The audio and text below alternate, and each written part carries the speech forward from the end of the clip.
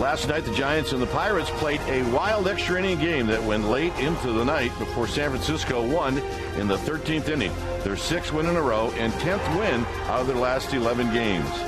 Tonight, the ball goes to ace Tim Hudson. The 3-time All-Star looked every bit the part by going 4-1 in April. Hudson tries to pitch the Giants to their 7th straight win in Game 2 of the series next.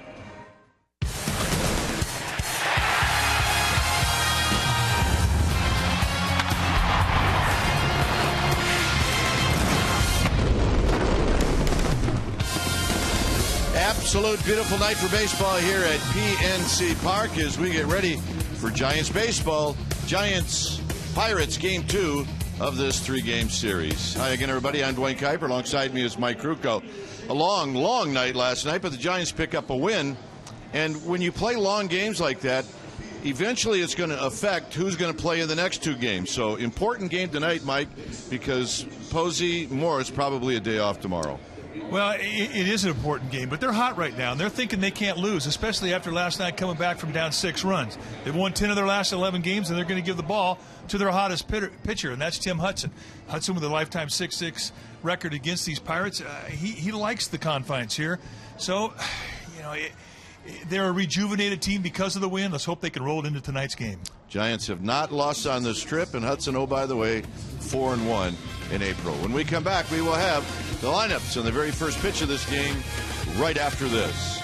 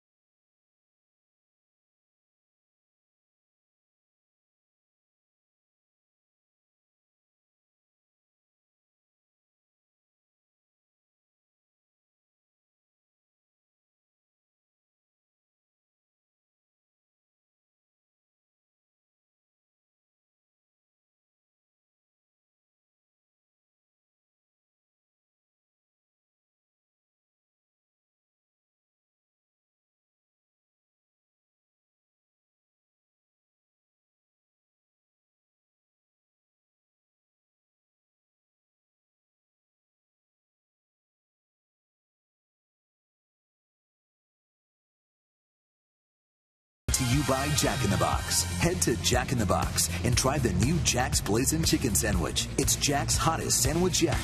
And by Toyota, #1 in MPG, durability, and resale value. Toyota, let's go places.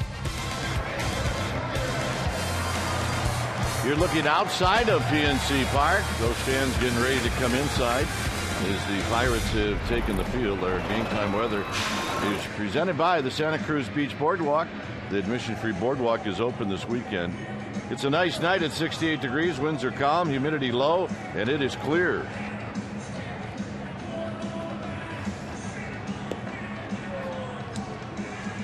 Charlie Morton on the hill. The lineup that'll face Morton for the Giants.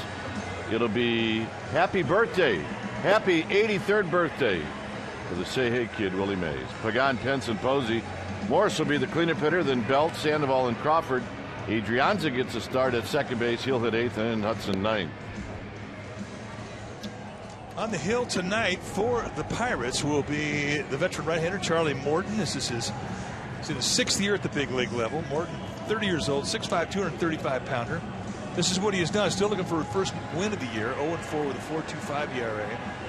He has given up 51 base runners in 36 and a third, and the league has hit 270 off him. That's a lot. What type of pitcher is he? Well, he's a sinker ball, but he'll also throw 4 pitches at you: sinker, slider, curveball, changeup. And when he's right, I mean, you're going to see a lot of ground balls. You'll see low 90s velocity. Let's take a look at the defense playing behind Charlie Morton. Starting in the Pirates outfield from left to right, it'll be Marte, McCutchen, and Harrison. That's your outfield. Mercer and Alvarez on the left side of the infield. Walker and Ike Davis will be on the right side. Tony Sanchez will be in the squad, putting down the signs. There's Charlie Morton getting ready to work here. Lifetime against the Giants, 3-4 with a very good 2.86 ERA. And that's at 9 starts.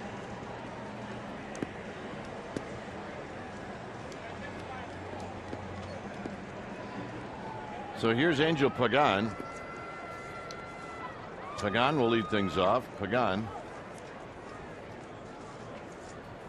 takes the first pitch for a called strike. So we get started 1 minute late at 7:06. Pagan's got good ownage against Charlie Morton. 9 for 12 with 3 extra base hits. And the next pitch is a strike. So just like that, bang, bang. It's 0-2.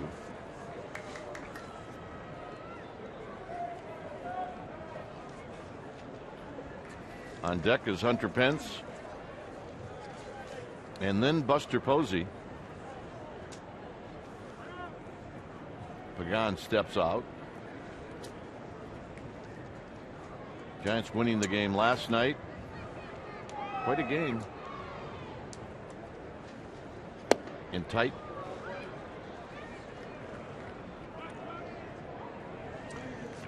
See where Pagan has done the damage against Morton, and it's pretty much middle away. And the reason for that is that's the natural movement from the fastball from Morton. It's going to tail away from Pagan. Pagan bounces this one to Ike Davis, and that's how this game gets started. Pagan 3 for 7 in the game last night.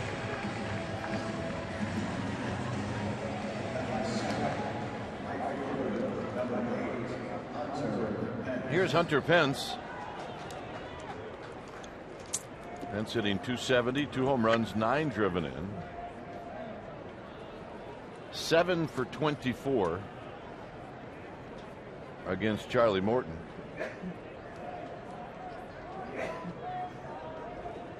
And here he takes a strike. Quinn Walcott calling balls and strikes. He's a pretty good umpire, low ball guy, but he will give some corners. Much better pitcher strike zone tonight than last night. Morton likes to work pretty quick as he throws that one inside. Pence 3 for 6, scored 4 runs last night. Davis, Conroy, and Cuzzy, and that'll go first to third. Pence takes low. Pence, with those 3 hits last night, upped his average to .270.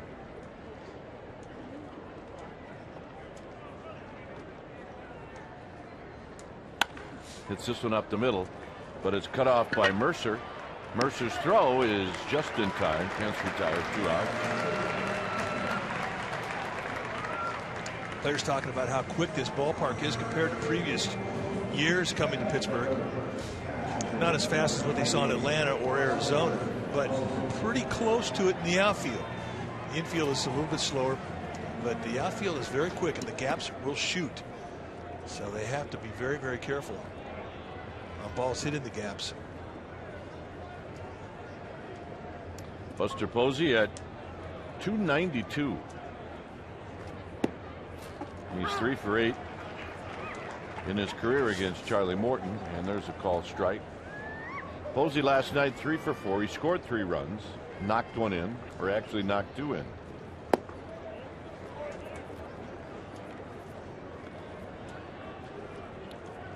Pagan, Pence, and Posey all had 3 hits. Hector Sanchez had 4. Flips one to right, and that's going to fall. He's got the magic wand do working.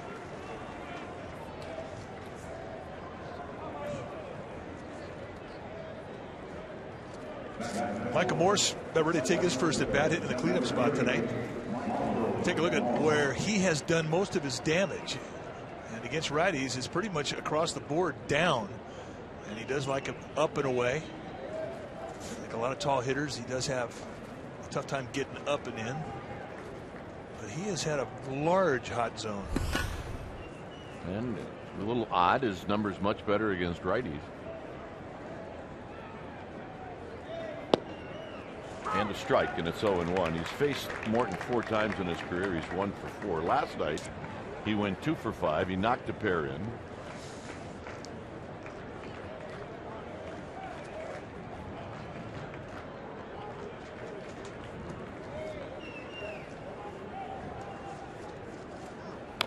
And he pulls this one a foul right at, I believe that's Pirate manager Clint Hurdle. From up here, they all look the same.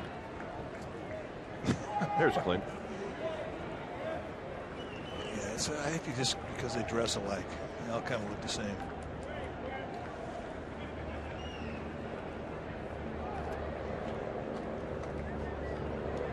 Posey with his lead. This is hit right back to Morton, who knocks it down, and that'll end the inning. Giants strand 1. Hudson coming out, and the Pirates are coming up.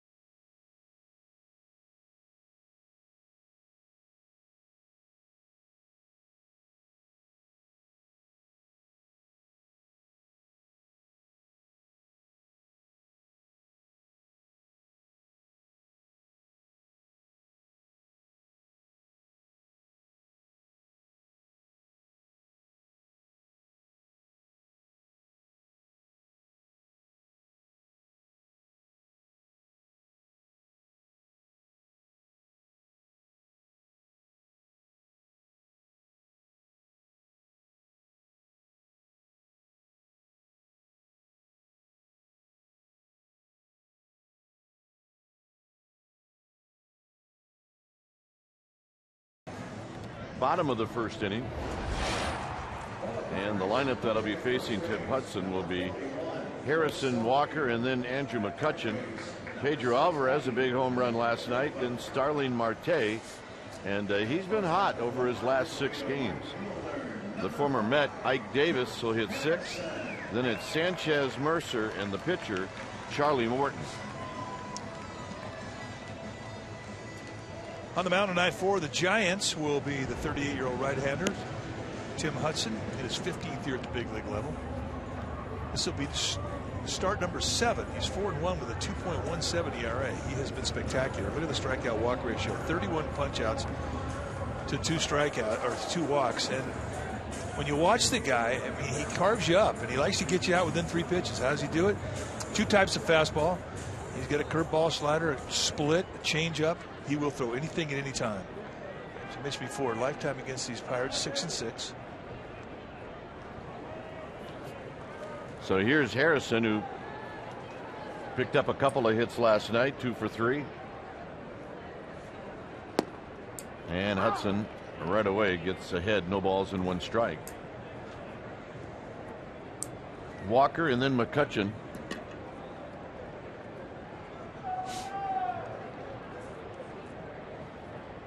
And that's fouled, and it's now 0-2.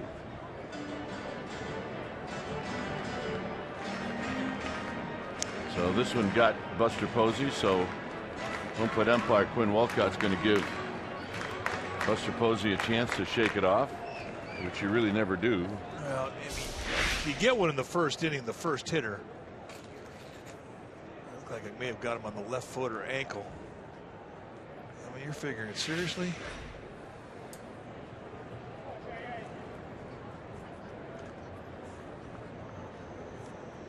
Posey set up way off the plate, and he got him. Good, hard, perfect slider. Let's take a look at the defense behind Tim Hudson tonight. Starting in the Giants outfield from left to right, it'll be Morse, Pagan, and Pence. That's your outfield. Crawford and Sandoval on the left side. Adrianza and Belt on the right side with Hicks getting a night off. And Buster Posey will be in the squad putting down the signs.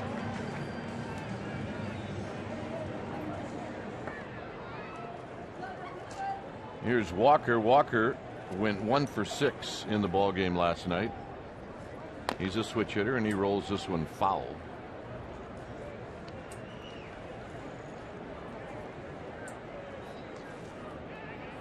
Between these two pitchers tonight, Morton and Hudson, you should see a lot of ground balls. Now the Giants will overshift, and Walker's going to bounce it right into the shift, and Crawford makes the play. All right, time now for our Nissan keys to the game. And with all the innings that the bullpen had to eat up last night, Tim Hudson's got to go deep in this game. And ideally, they'd like to get at least 6 innings out of him. And 2, keep the Pirates on the field. There's some tired legs out there with both clubs. And the pitcher that throws the most strikes is going to give his team the best opportunity to win. If somebody has, and if you're the Giants offense, try and get a lot of pitches out of Charlie Morton. Those are our Nissan keys to the game. Here's McCutchen. McCutchen had a 4-hit game last night. He went 4 for 7. He scored a couple of runs.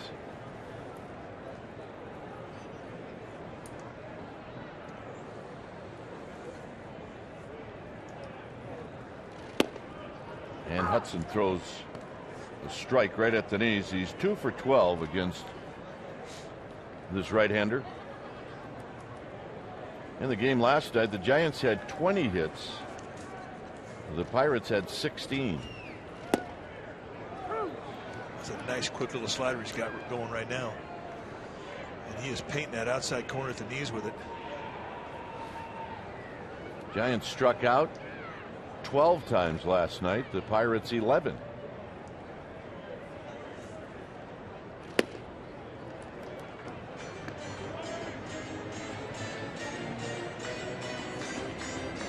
So it's 2-2. You see the Hudson McCutchen matchup favors Tim Hudson.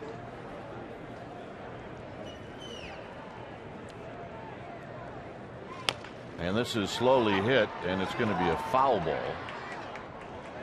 That'd have been a tough play for Sandoval with the speed of McCutchen. McCutchen's a lot of tool guy. He can run, he can hit the ball in the gap, he can hit the ball out of the park. Center fielder. He's that close to being the perfect player. Yeah, I mean, those are the kind of tools you would expect a most valuable player in the National League to have. He's exciting. Straight away in the outfield, straight away in the infield. The one exception with Brandon Belt playing off the line at first base.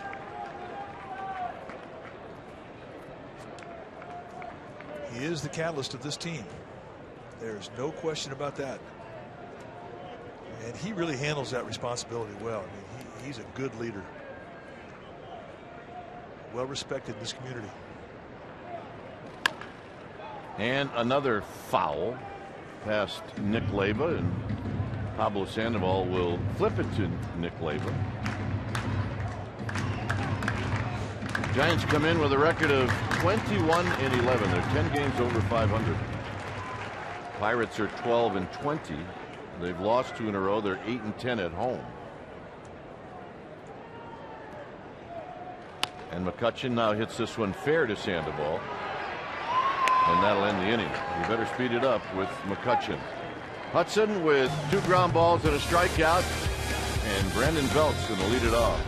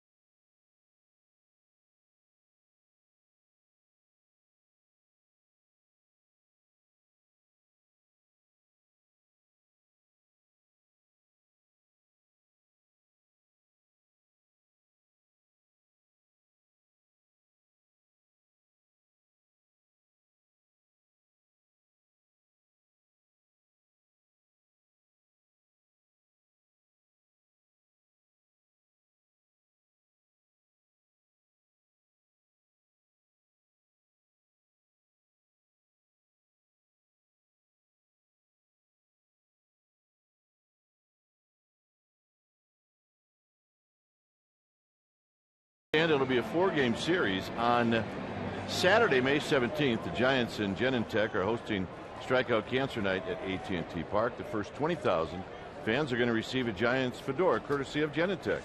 605 start sfgiants.com/tickets to purchase. It's always a cool looking lid. It is a cool looking lid. Belt takes a called strike. Belt went 1 for 2 last night. He's hitting .246. Not an overshift. Yeah, there is an overshift. And he's going to hit it to the left. Knocked down by Alvarez, and Belt's aboard. I think if you have the shortstop play in that spot, the shortstop makes that play. Instead, you got a third baseman playing the shortstop spot.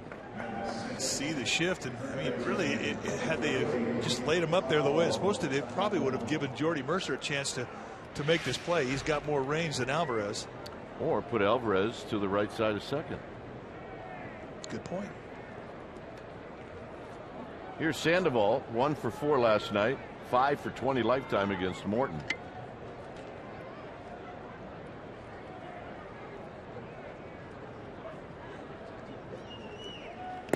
And Sandoval swings and misses. No balls and 1 strike.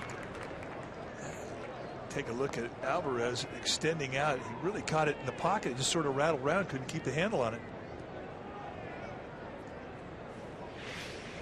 Belt runs pretty good. It probably would have been a close play.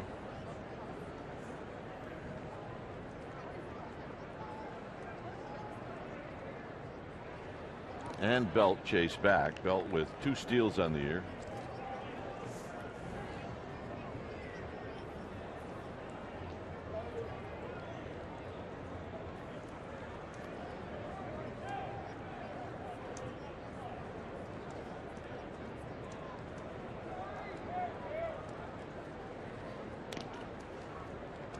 On deck is Brandon Crawford.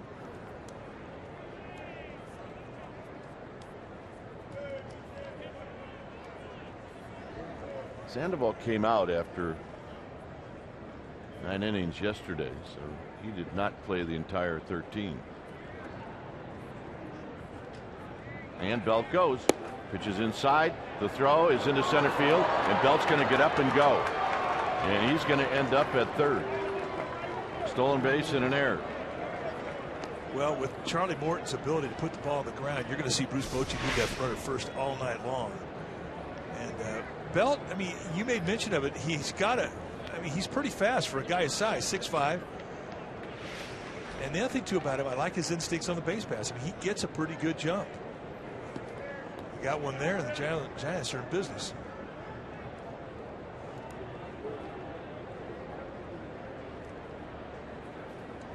So Sandoval at the plate, 1 ball and 1 strike in the infield playing back.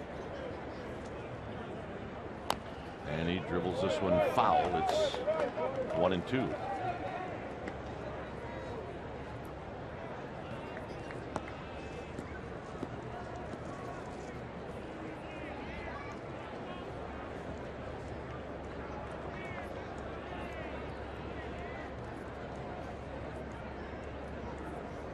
Morton at the belt. Sandoval got a piece. And they're going to say he did not. And now Sandoval's got a run. And he's retired. Sandoval's saying that he hit it. And Bruce Bochy's coming out. Now Bochy's coming out there acting as if he heard something. He's not just reacting to what Sandoval did. But I mean, really, if the umpire doesn't hear it, there's not a whole lot you can do. You can ask for help, but I doubt if anybody in the third base or first base side, the umpire's there. I mean, that's an awful lot to ask if they heard it, if the guy at the home plate didn't hear it. Let's see if we can see. It looks like the ball may have been ticked just a little bit. To no avail. It's a big league hang with him. And that's a rough at bat.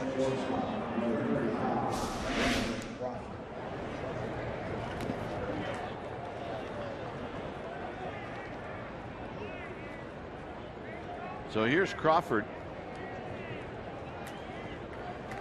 Well, I think he did catch a piece, but we'll never know. Crawford last night went 1 for 4, and here he takes a strike. So the inability of Sandoval to get Belt in puts a little bit more heat now on Brandon Crawford.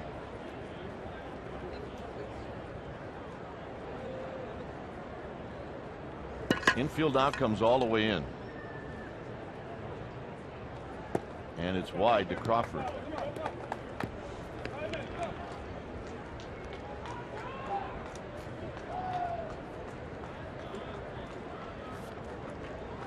That bother you when the infield came in? It did not. Bothered me when I played on the infield and played in on turf if it was raining. Yeah, that bothered me. Well, turf when it was raining. But it's like playing an infield. It's a slip and slide. Thank God those days are over. 2-1 to Crawford. I don't think Morton cares if he walks him. Well, he doesn't. He feels that Crawford's a threat, and he doesn't think that Adrianza is a threat, nor does he think Hudson's a threat. So he's got a base to a guy who's had a pretty good week coming into this series, and he's going to steer clear of him. And the walk.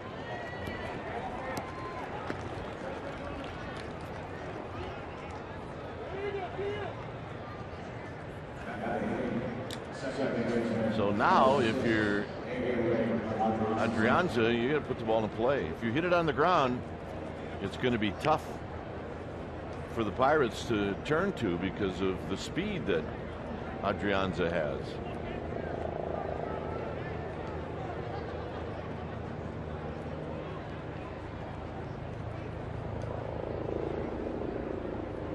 Adrianza is 5 for 27 as Crawford will dive back in.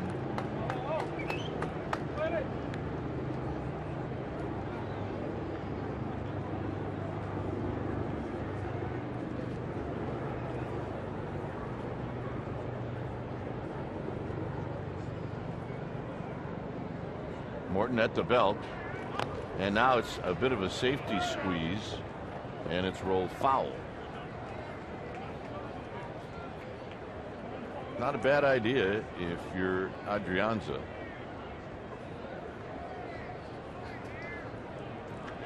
You're right. I mean, he made a point about the speed he has. I mean, especially from the left side.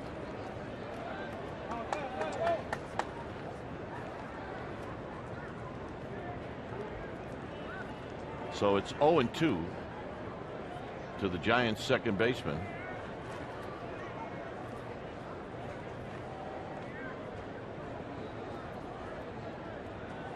And this hit into center field, and this is going to do the job. As McCutchen goes back, Belt tags, and it's 1-0 Giants. So a nice at bat from Ari Adrianza. Just what the doctor ordered. And I think there's a lot of pressure on a guy hitting in the 8th spot in the National League because you're hitting ahead of the pitcher. You've got to get it done. And indeed he did.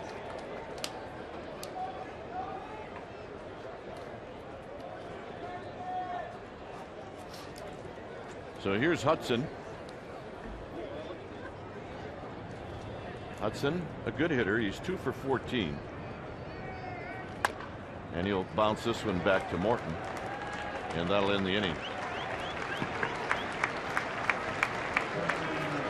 Giants on the board after 1.5. They lead 1-0.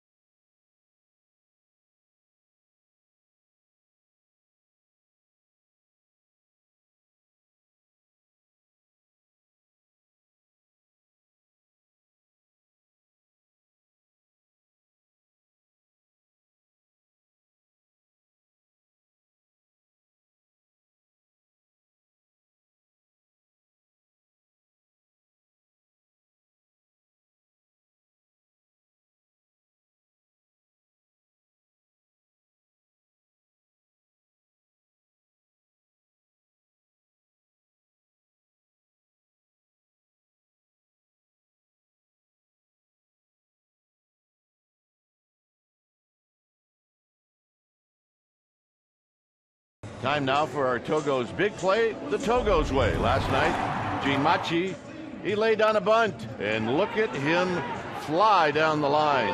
This happened in the 13th inning. It ended up being a sacrifice and an error. Penn scored, second career plate appearance, Giants win, and that's what we're talking about. We had him at 4-3 down the line. And then he took second when he was at first base. It could have been a stolen base. He was the show last night. So here's Pedro Alvarez.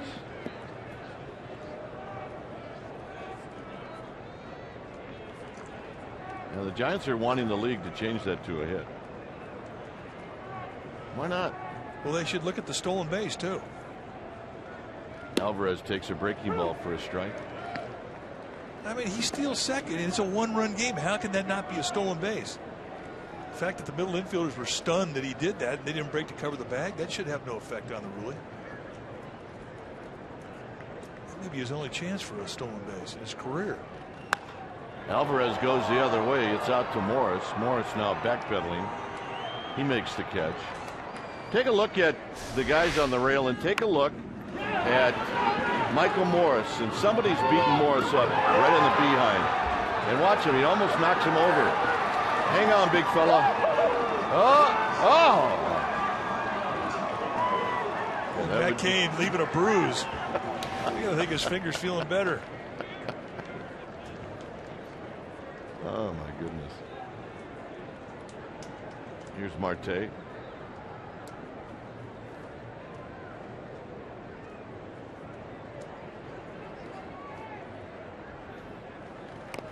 And Marte trying to bunt his way on, and he bunts it foul.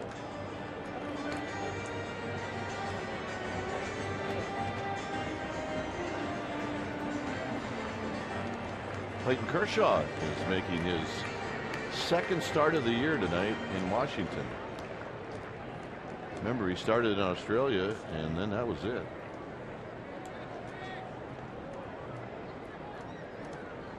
They're using Kershaw as this is bounced to Adrianza, and it's not in time. Hudson could not get over it. It'll be a hit. Nice play by Adrianza.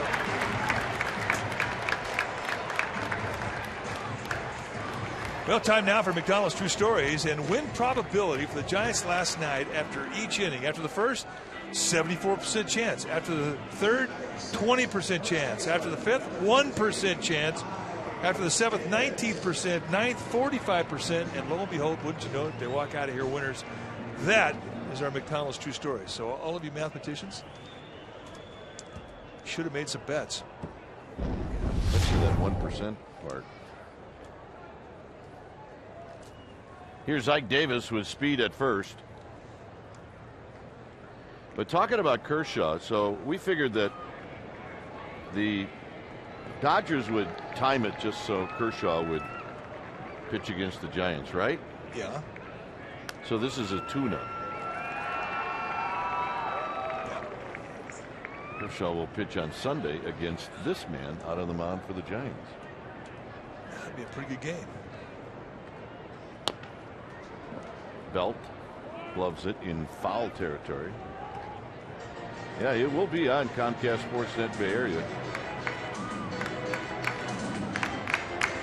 Pregame Live will start at 12:30 in Los Angeles.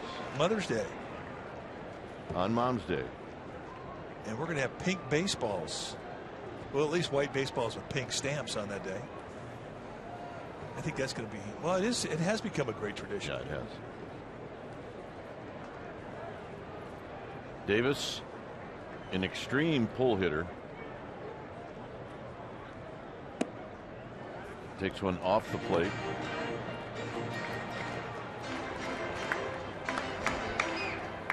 And that's what Mike's talking about. That's what the baseball will look like on Sunday.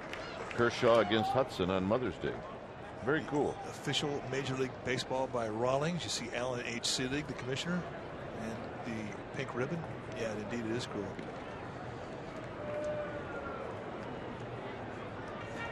So nice going, Rawlings.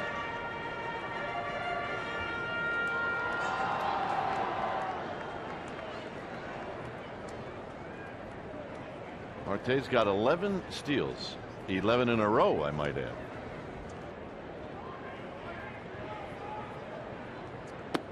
And down low, Buster Posey has to backhand it. So this is Hudson's first time out of the stretch, so he's taking a little time getting used to it.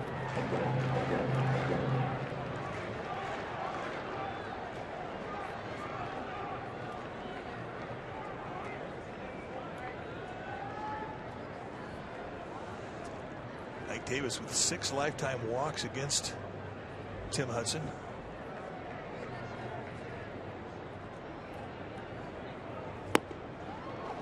2-2. That's the one that Hudson wants you to swing at. The one that starts at the base of the strike zone. By the time you get after it on a swing, that thing's going to be gone. You see the natural sinking movement from it. But it's awful hard for Ike Davis to pass those up. I mean, he's a low ball guy.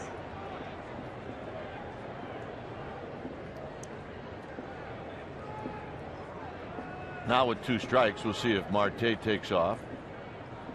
He does not. And now it's 3-2. Going to go now. The only reason he wouldn't go is if Clint Hurdle, the skipper for the Pirates, is thinking that Ike Davis is not going to make contact. Yeah, I bet he's going. I agree with you. I think it's time.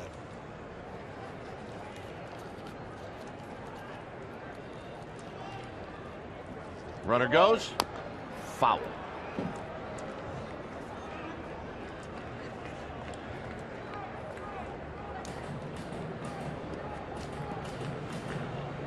Marte, 11 out of 12 in the stolen base department. So in this situation right now, if there's a ground ball hit to Pablo Sandoval, who's covering second?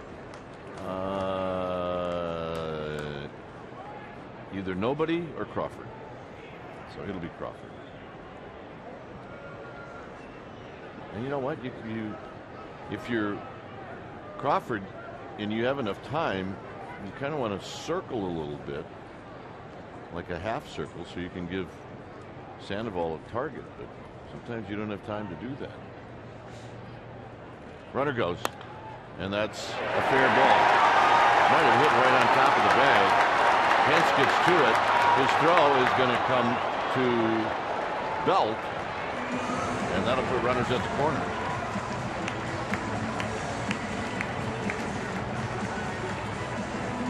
So a nice at bat for Mike Davis. Watch Belt come off the bag. Comes to his right, then he's got to go immediately over to his left, and that ball is just about over the top of the bag. So with Marte, who didn't see the ball at first, an easy take at third. And a nice play from Hunter Pence to keep Ike Davis at first, and that's significant because it keeps the force in order for a sinker ball. Now, according to our notes, Sanchez has never faced Hudson before in the game.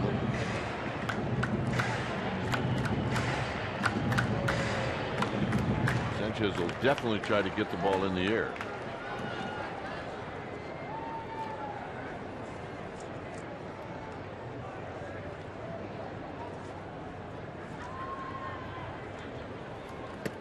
And he takes high, so it's 1 ball and no strikes. Outfield straight away, infield looking to turn 2. Crawford and Adrianza are at double play depth.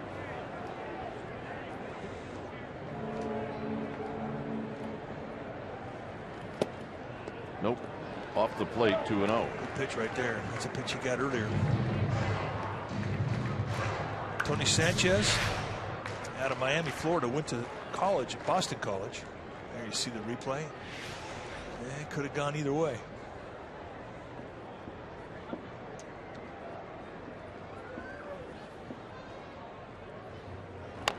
Slowly hit to third. Sandoval's only play will be at first. The tying run scores in Marte. 2 outs. It's a 1-1 game. So sometimes you get the ground ball and it's just not hit hard enough.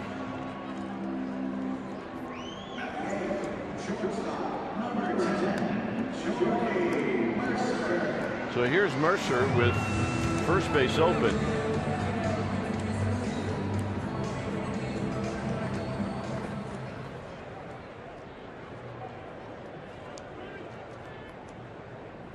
Mercer, a couple of hits last night in 4 at-bats. And a swing and a miss. No balls and 1 strike.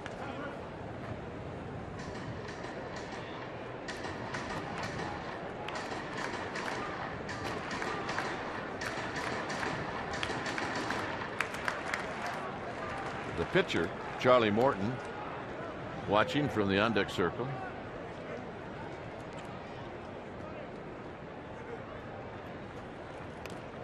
And that almost got the throwing hand of Buster to get that hand out of there.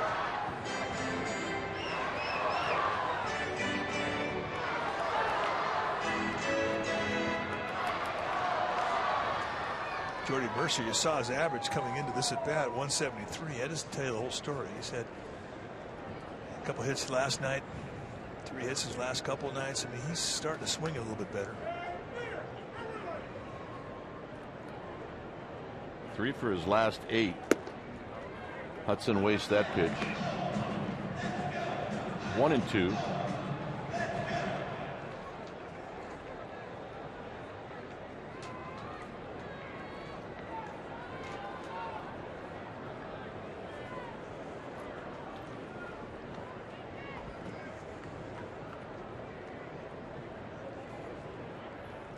One and two to Jordy Mercer. And this is squibbed. Belt to Hudson, side retired. A run on 2 hits, 1 left. It'll be the top of the order. Pagan to lead things off. Here it's 1-1.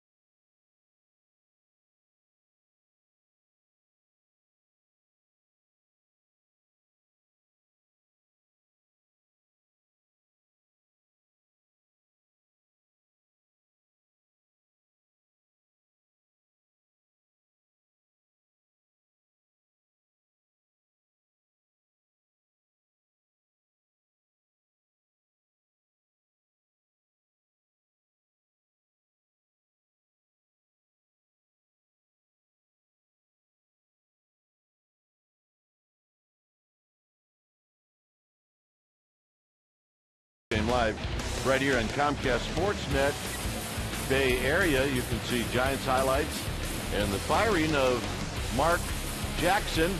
And what's next for the Warriors? If you really want some scoopage, go to csnbayarea.com and check out insider Monty Poole. He is all over what's going on with the Warriors as Pagan flips one to left, and right there is Marte. 1 pitch, 1 out.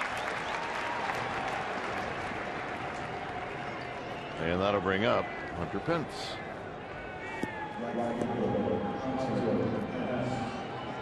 Hunter Pence bounced out to short. A ball to Jordy Mercer going to his left, and he threw him out. Happy birthday, Willie and Dad. Willie number 24, Dad number 1. Let's go, Dad. Happy birthday, Meat. Here's Pence, who looks at a strike. It's great. I was talking to Hunter Pence today. I said, were you tired last night? He goes, not really. I was hungry.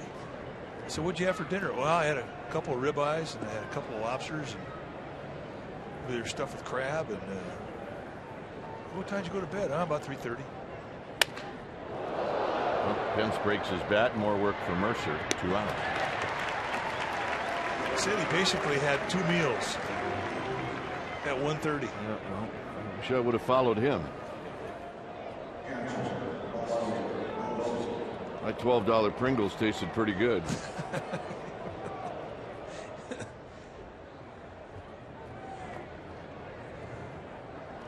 There's something wrong really with Pringles in a like a lobster or a steak costing the same amount.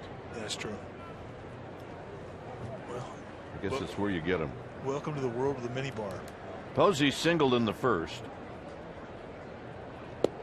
Harry taking all the way, takes a strike.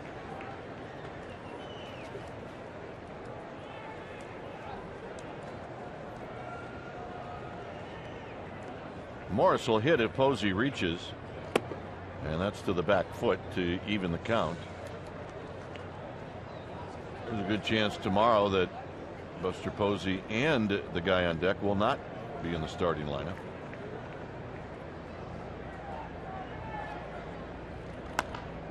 Slowly hit.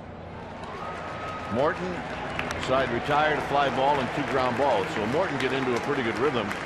We'll see if that holds true for Tim Hudson. It's 1-1.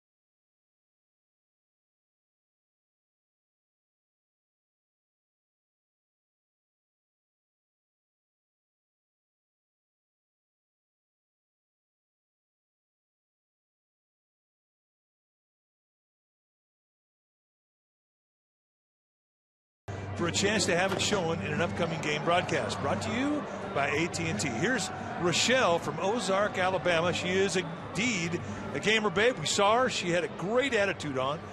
And she was here game 2 for Atlanta. So nice going, Rochelle. Had a bit.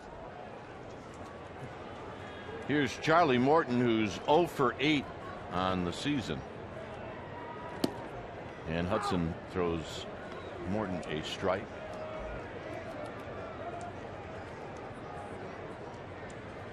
Both teams with a run, both teams with 2 hits. Morton way out in front.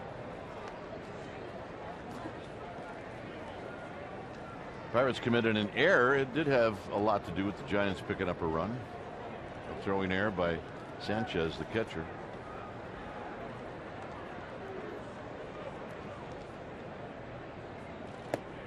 And Morton is gone.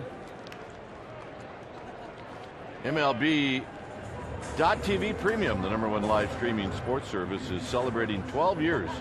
Watch every out-of-market game live in true HD on over 400 devices. Blackout and other restrictions apply. Visit sfgiants.com for details.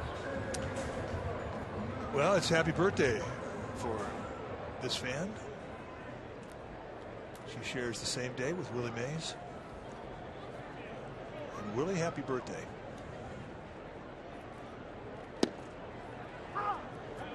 Nice first pitch slider. That's been a good pitch for Hudson. He's riding that thing hard right now.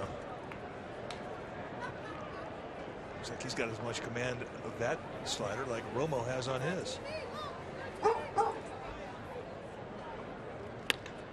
Into the hole for Crawford.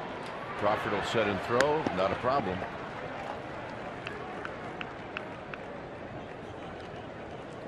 He made that look kind of routine. Well, it's anything but routine, especially when you got a guy like Harrison who can run a little bit. But the thing he does is he takes it, and there's no shuffle step. He reaches it across his body, plants that back leg, and just takes a step. You have to have some strong pins to do that, folks. Plant, go. Here's the overshift. And a pitch wide to Walker.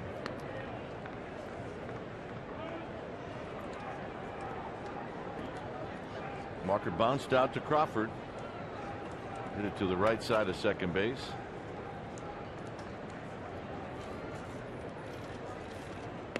And there's the bunt, and it's foul. So Belt has a hard time doing it. So does Walker. Well, why wouldn't he do it again?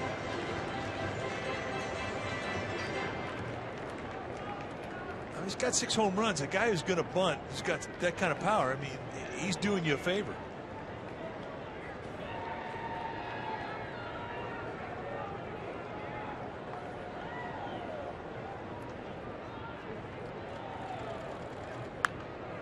And he shoots this one into the second depth, right past the Giants fan. Pablo Sandoval come over and adjusted his defensive set. Now with 2 strikes, he's heading back to straightaway shortstop. Was here, and now he drifts back in there. So that's what 2 strikes does to a defense. It'll relax it back.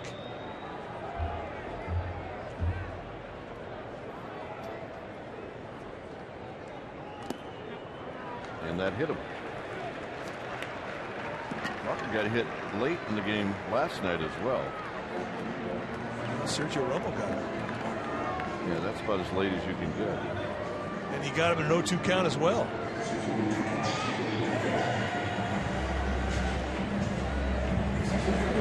So the Pirates do get that base runner on with 2 outs to set it up for McCutchen.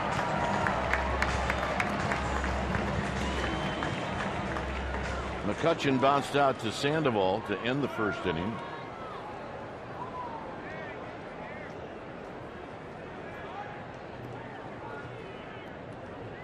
Walker with 1 steal on the season. And McCutchen takes low. So out of the stretch again now for Tim Hudson. Nationals and Dodgers are underway. They're in the 4th inning. No score in that game.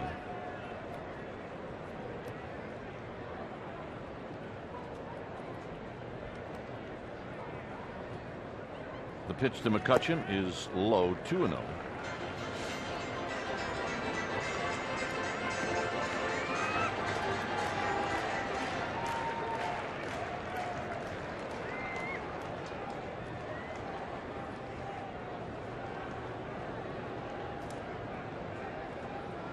So McCutchen will look for something here. He's got 4 home runs, 17 driven in.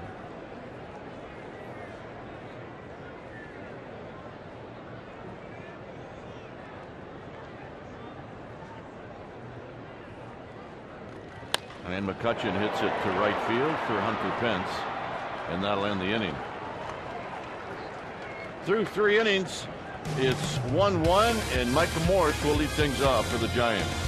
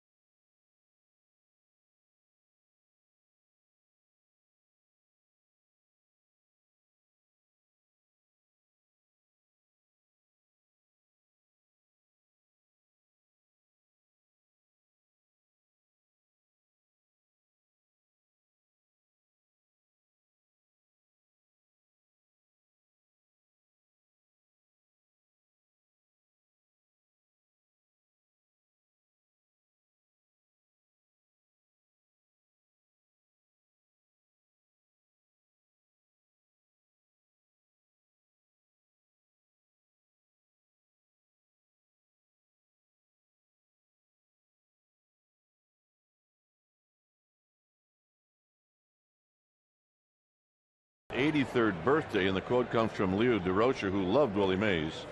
Leo's quote was, "If he could cook, I'd marry him." Well, okay. Here's Morris. Morris swings and misses. By the way, when Morris leads off an inning, he's hitting .429, 6 home runs. Not bad, huh? I like that. So that's just a little prelude to what he might do right here. I'm glad you threw that out there. Yeah. And you watch this. The pitch. 1 ball and 1 strike. Kind of pumped up my interest here. I'm into it. And that's not just with a couple of, that's with 30 at bats.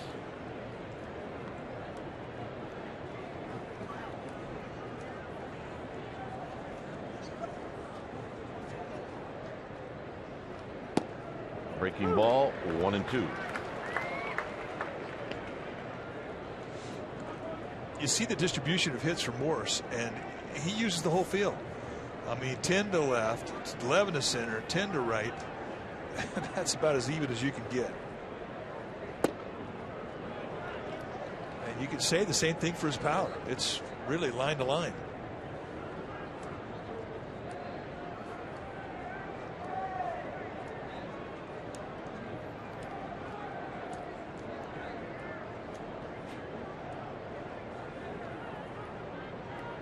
And the 2-2. And Morris went around. Sanchez will throw him out. That's 3 strikeouts for, I think that 2 strikeouts for Morton. And here's Belt.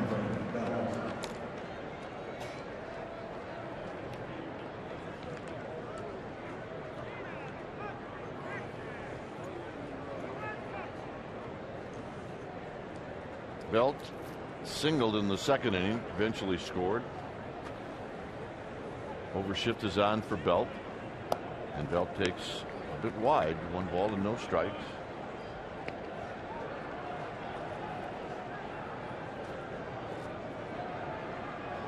Pablo Sandoval to follow.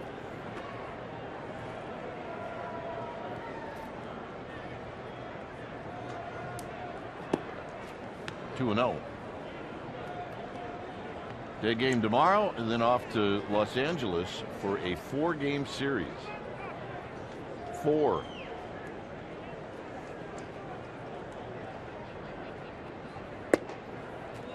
I think by the time Sunday comes around, we'll be about sick of the color blue. Well, Might be sick of it already. I was just thinking the same thing. So you're not thinking blue. No. 3-0 pitch to Belt, and Belt takes a 4-pitch walk. Well, time to log on to csnbayarea.com and decide the player of the game. Your vote counts. Winners will be revealed during Giants postgame live, so follow the action on the diamond like never before with enhanced Bloomberg stats and more. Giants in-game live on csnbayarea.com. Log on now and vote. Here's Sandoval, who struck out in the 2nd. So you ask, what kind of a road trip has it been for the Panda?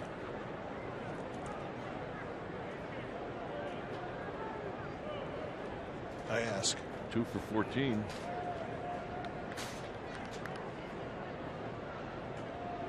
Three for his last 21. With Belt at first. Belt stole second in the 2nd. And he's going to glide back into the bag.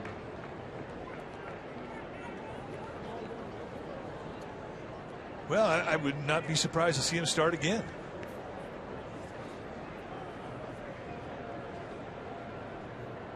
I mean, Charlie Morton, his last at bat against Sandoval, established down below the zone, and Sandoval was chasing, so he's going to go back down there again.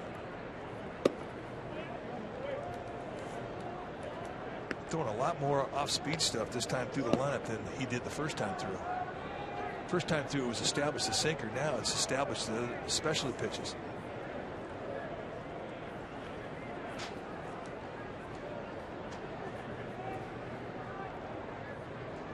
Morton at the belt. Sandoval skies one into left center field. This is a good ride, but McCutchen way out in left center where it's the deepest part of the outfield. He puts it away. That's the wrong part of the yard to be hitting him at.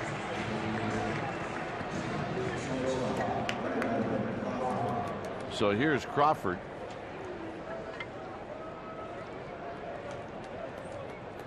Plus, if you get a little airtime on the baseball, McCutchen is going to catch it.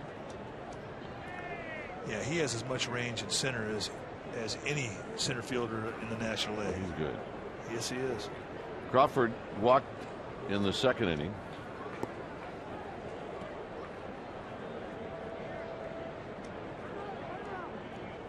Crawford hadn't hit a home run in a while. Yeah. Well, you're right. He had 2 Sundays, so. Yeah, so he didn't hit one yesterday. It's been a while. And he walked in the second, so it's been a while. That's what happens, though. A guy gets 2 home runs, you're thinking he's going to do it every time.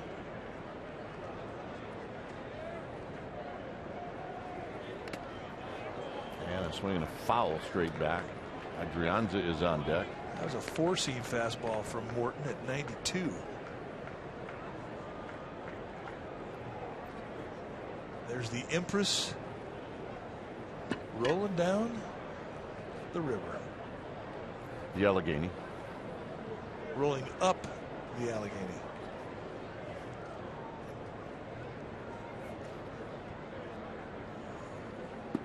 Low to Crawford. We had originally thought, when we saw the weather report when we were in Atlanta and we were checking out what Pittsburgh was supposed to be like, it was supposed to be cold tonight, and it is perfect. Makes up for last night. Yeah, last night was a little chilly.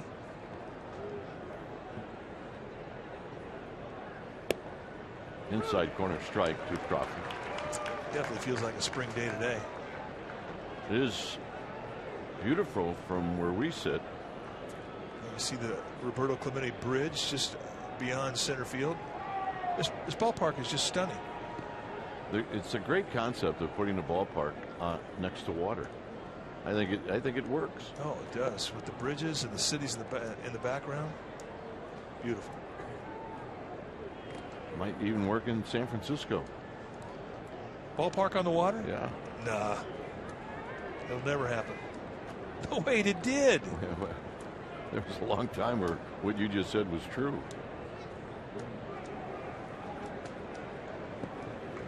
One and two to Brandon Crawford. Crawford out swinging to end the inning. 3 strikeouts now for Morton. It'll be Pedro Alvarez to lead things off.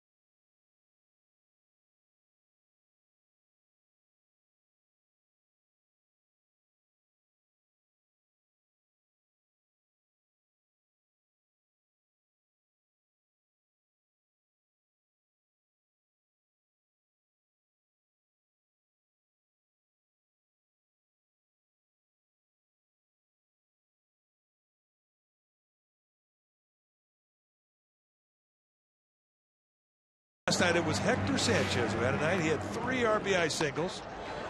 Overall, he went 4 for 7. caught about 250 pitches, and he raised his average from 179 to 239. And that is our AT&T U-verse rewind. Every time we turned around, he was getting a hit and knocking somebody in.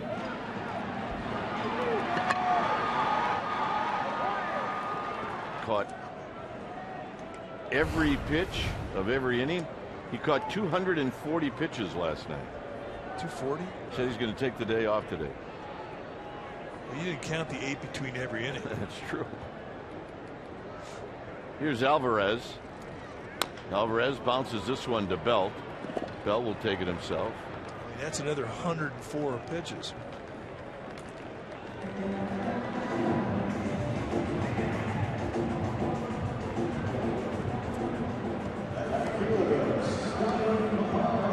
Well, how about, did you say warming up pitchers, the relievers, and the pitches before innings started? That's quite a few. That's a lot. Here's Marte, who had an infield hit in the second, and he takes a breaking ball inside, 1-0.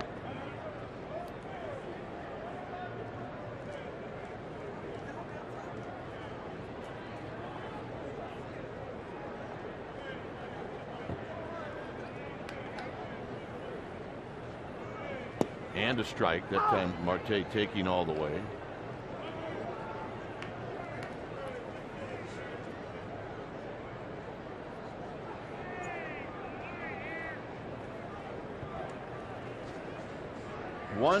One here in the fourth. Couldn't be more opposite than the game last night. Last night, this is where a point in the game where the Giants are trying to figure out how to get to Jeff Locke, who isn't even here anymore. He's not. Jeff Locke was optioned out. They brought in a new arm, Phil Irwin, to give some help to the bullpen for the Pirates. Giants did the same thing. Hit to right field. Pence will put it away. 2 outs.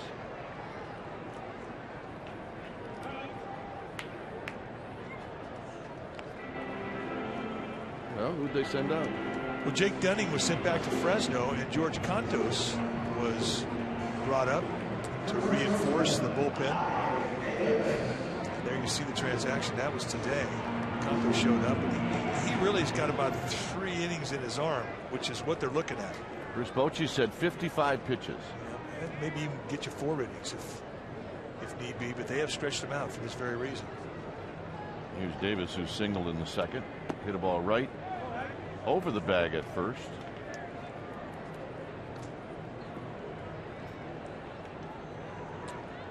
Giants will not use Santiago Casilla. They do not want to use Gene Machi.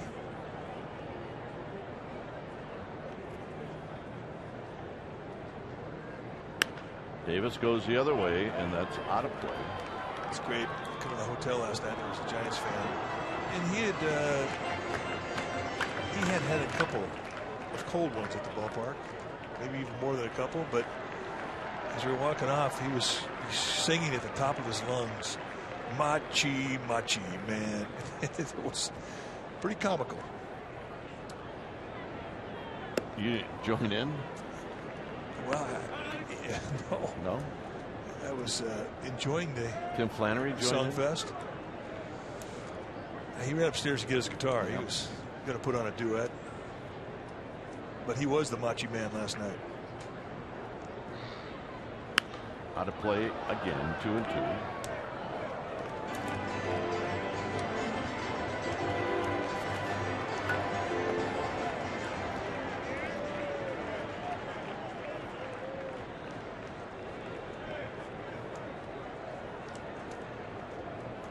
No overshift, but the Giants clearly playing Ike Davis to pull. And this is hit into the gap, and nobody's going to get it. Pagan's going to pick it up on a bounce, and Davis is 2 for 2. Well, low ball hitter and a low ball pitcher, if ever the two should meet. We talked about the success that Ike Davis has had against him, and it's good success. Just a little cutter that just kind of rolled right back middle in above the knees. It's a nice easy swing. I think Hudson's thinking, I caught a break. He didn't hit it out. Yeah.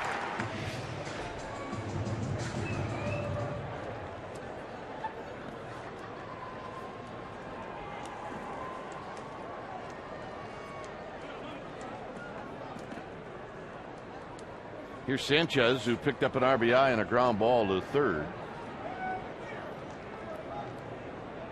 And he takes low.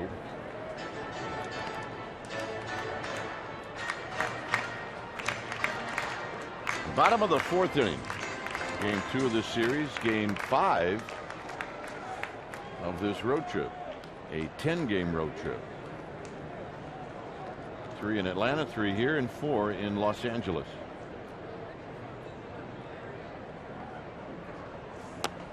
Check swing, foul, and it's a ball and a strike.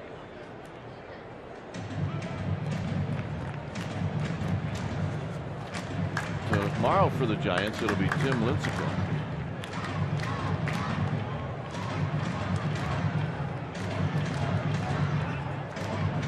Garrett Cole will be on the mound for the Pirates. And that's some high octane stuff. Garrett Cole, former teammate of Brandon Crawford at UCLA.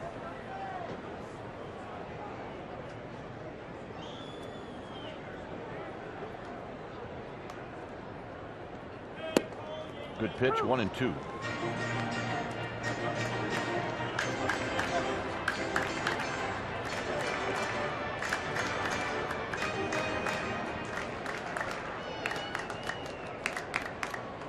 Davis with a 2-out double.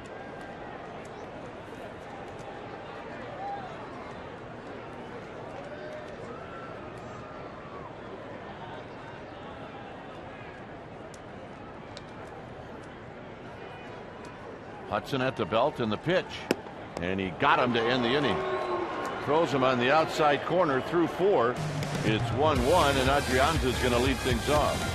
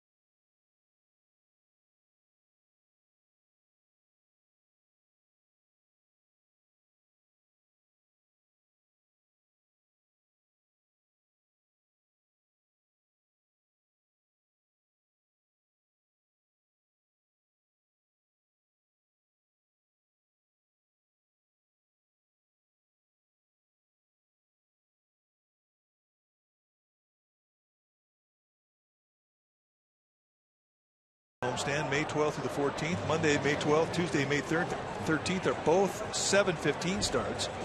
And the final game of the series will be Wednesday, May 14th, and that is day baseball in the city with a 12:45 start. You need tickets, go to sfgiants.com/tickets. Always a great place to get your seats.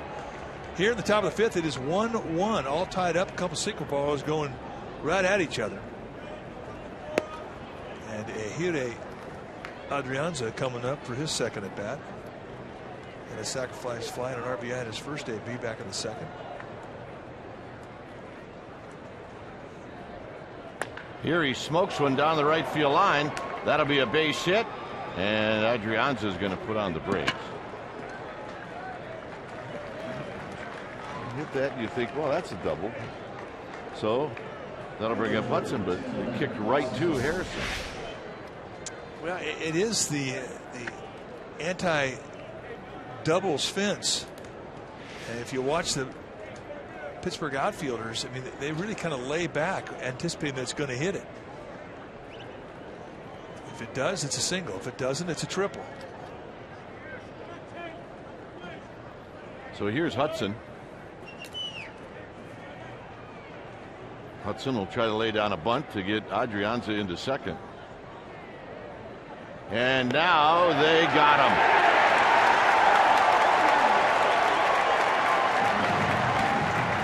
Adrianza was on first base for about 2 minutes. Now watch him lean, and he's in trouble. Perfect strike over to Ike Davis, who slaps on the tag. And Jerry Davis says, grab some pine meat.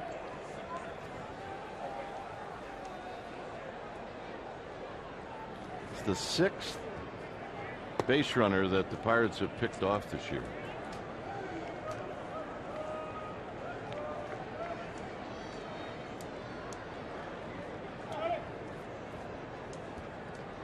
So Hudson now will hit with 1 out. That changes the inning a little bit. Well, it changes the at bat for Hudson. I mean, it was going to be a bunt situation.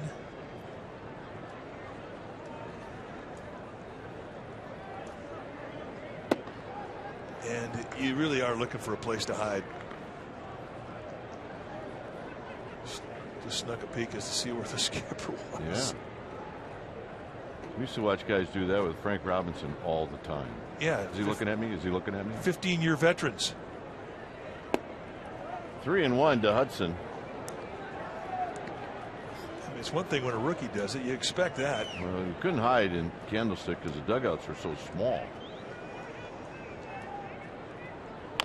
The only way out is if you just ran down the right field line where the bullpen was and go in the tunnel that way. Then sneak around through the clubhouse back into the long tunnel. Yeah. But that was it. Yeah. But that was almost over a mile to do that, so it did take some time.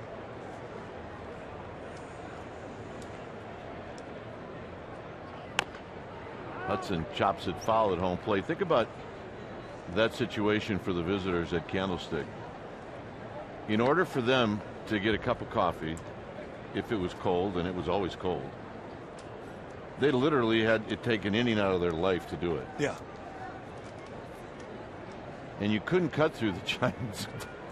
No, you couldn't. That was the true advantage of that ballpark. Hudson, I think, got hit. Did. I think got him on the left arm.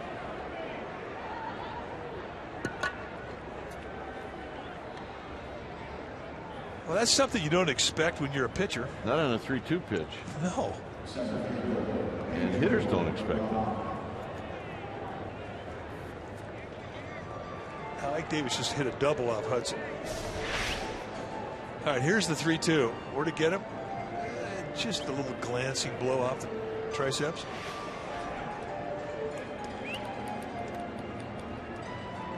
So here's Pagan, who's bounced out and flied out. Ever notice how much more hitters are talkative when they get a hit off you?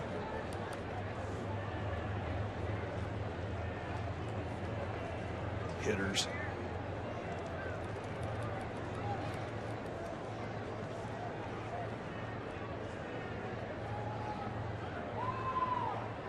And tight to Pagan. 1 ball and no strikes. Hunter Pence on deck. 1-1 game. 5th inning.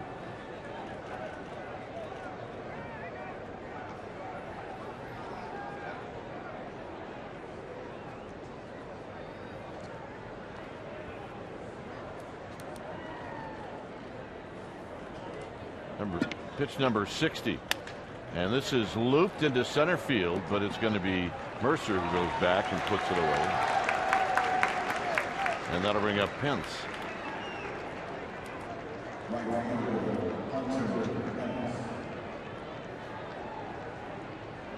Pence has bounced out to Jordy Mercer twice.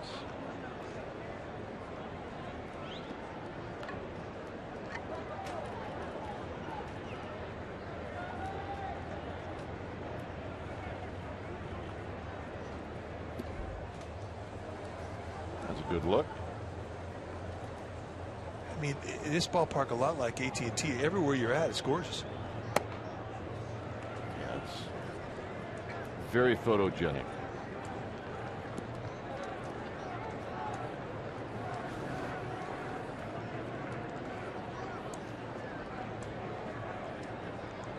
It was the place to be last August and September.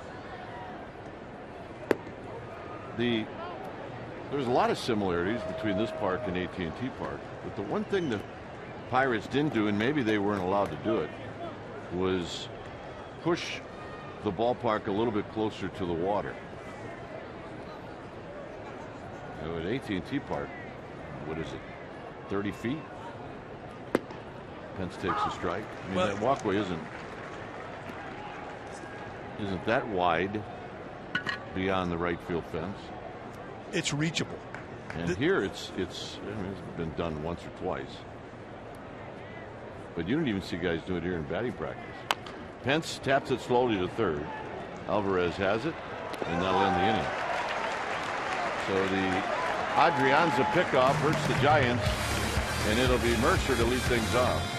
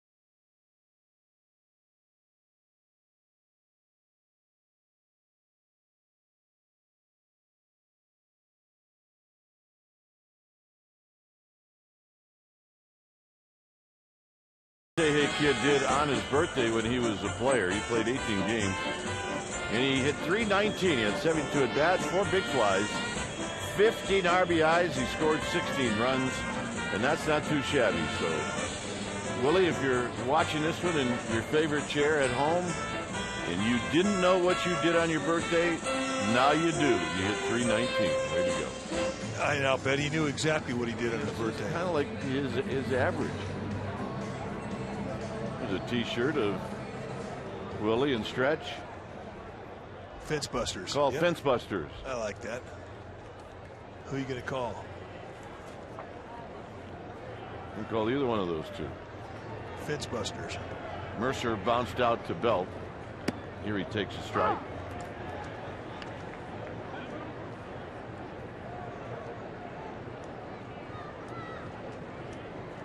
On deck is the pitcher, Charlie Morton, and then Josh Harrison. A 1-1 game here in the 5th. And this is hit up the middle. Crawford's got it. Does a 360 and throws him out.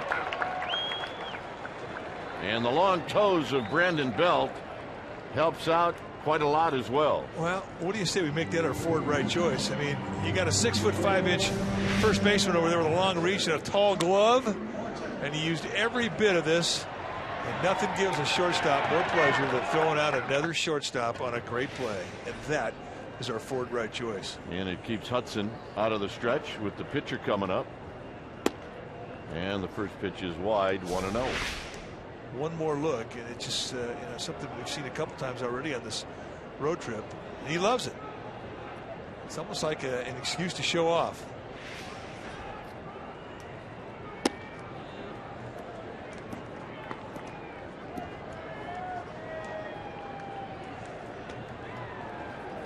So it's 2-0 to Charlie Morton, who struck out in the third. And Hudson, just like he's playing catch with Posey, throws a strike. You know, one thing great about Brandon Crawford is that when you're around him, he's about as low-key and mellow a person as I've ever met. And nothing he does surprises him. His expectations out of his own ability with that glove in his hand are off the charts. Very quiet. He's not a loud guy in the clubhouse, but he's quick to smile. And this is back to Hudson, who knocks it down. Hudson, he's played a little third base. 2 outs. Well, what do they teach you when you're having a ground ball hit to you and you bobble it? You separate your hands and let the ball fall to the ground. Reach down and pick it up with your bare hand. That's exactly what Hudson did.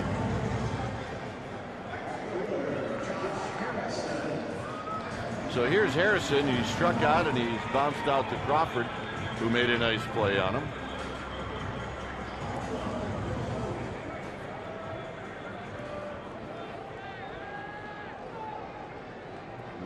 One here in the fifth.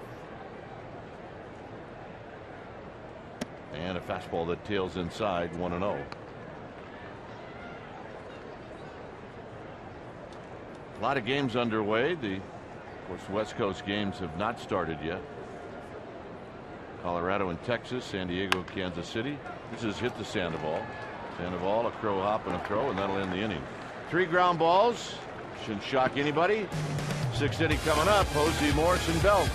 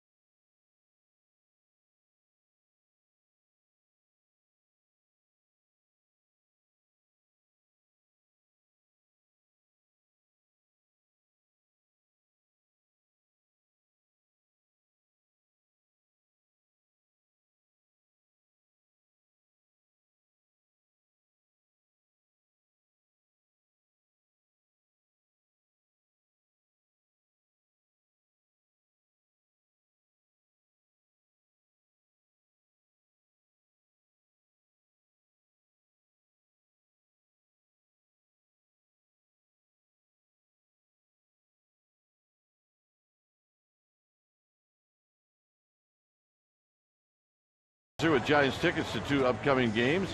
When you purchase that Mother's Day gift pack, 2 games starting as low as $29, and that gift pack is going to include tickets. May 13th, by the way, is the date, and the Memorial Day game is May 26th. sfgiants.com/minipicks.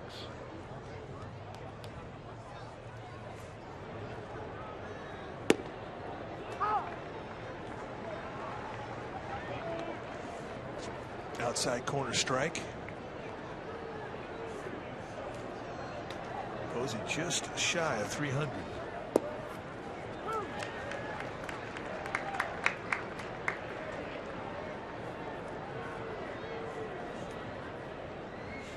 A quick 0-2 to Buster Posey.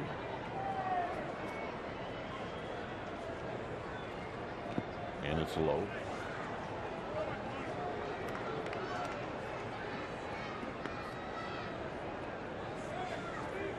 On deck, Morse, and then Belt. Giants scored in the second, and the Pirates scored in the second. Posey right back to where it came from, and that'll be out number one. I'm going to be happy about that one. Rare that you ever see him break down in a swing.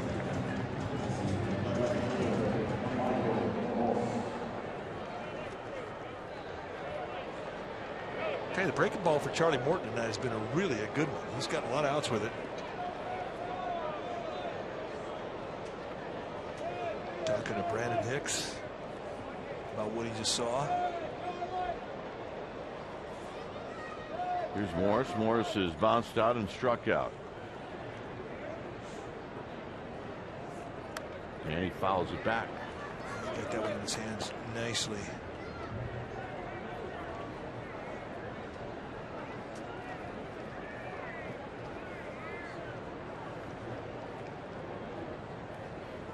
Each team with 3 hits, each team with just 1 run.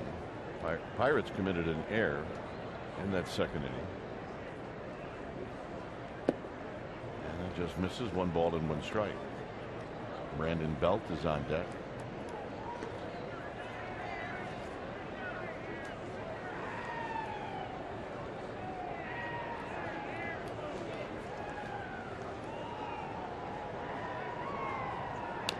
Foul again. It's 1 and 2.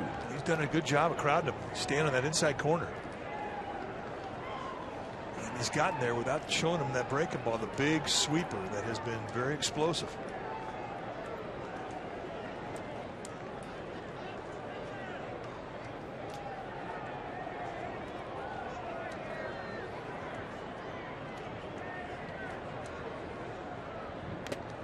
And he waited on it and he fouled it back.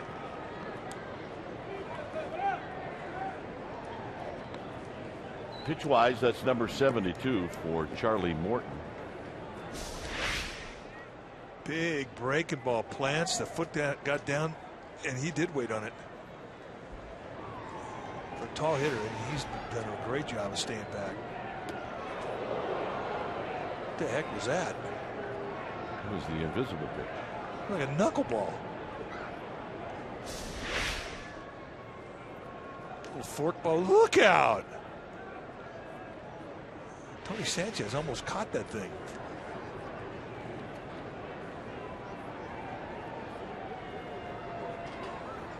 Well, I guess you set up a few pitches with that last pitch. Definitely set up the outside corner. This is popped to Davis in foul territory, 2 outs. He went right back in on the hands again. So nice job of jamming a hot hitter. Here's Belt. Belt has been on twice. He singled in the second and scored, and then walked in the fourth. That is weird when somebody throws behind you. I mean, most of the time it happens. You kind of have to expect it. At least it was that way for me. When I had hit somebody with a pitch, figuring when I was going to go up there, I was going to get hit. But there are other times that happen, just like there with Morris, where he's up there grinding, and the guy throws something behind you. It is, though, a little bit more disconcerting if it's a fastball. Yeah, that was a changeup at 83 miles per hour. The guy's bringing 96 at you. And then you got to start to think. Overshift is on for Belt. Belt has tried, I think, 3 times now to lay down a bunt in this situation where the infield is playing just like that. And I'm not saying it's a good time to do it now, because you got 2 outs and Belt is very capable of putting one into the bleachers. Yeah, that's what you want to see right there in a 1-1 ball game, a 2-0 count. Try and put one in the water. It is tantalizing, though. I mean, it's there if you want to hit. I have a lot of room over here. Belt rolls it foul. On the road trip, Belt is, with the hit today, He's 3 for 13. Well, he's coming out of it. You start to see better at bats. I can't believe they just booed the ball girl. Serious business. Tough crowd. And Belt gets hit, and they're going to check. It really did look like he swung, but he's going to go to first after getting hit by a pitch.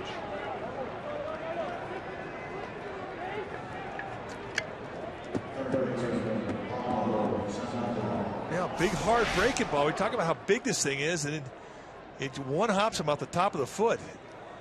But he didn't come close to swinging. No, he did not. Sandoval hit a ball way out into left center field, deepest part of the outfield. McCutchen tracked it down. Prior to that, he struck out. He's 0 for 2. Due. And a late call strike. Sandoval shrugging his shoulders, trying to shake it off. I rarely see Sandoval argue. That's because he didn't take a whole lot of pitches. That's very true.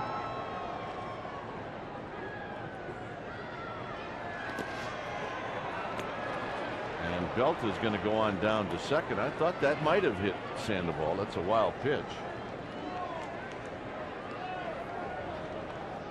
Doesn't look like he's too comfortable right now. Charlie Morton leads the league in hit batsmen. He actually leads all of the major leagues. He's got 7.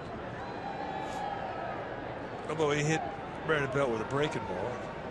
But he's been a little wild this inning. Remember, he threw one behind Morse. He hit Hudson in the 5th. Well, it's a perfect guy for Sandoval. A guy that's a little wild. Sandoval likes that. It's 2 balls and a strike.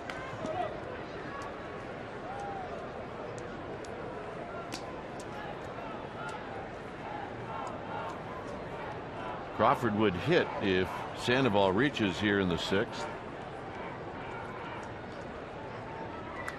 Sandoval fouls it back. It's 2-2. That's a high fastball at 91.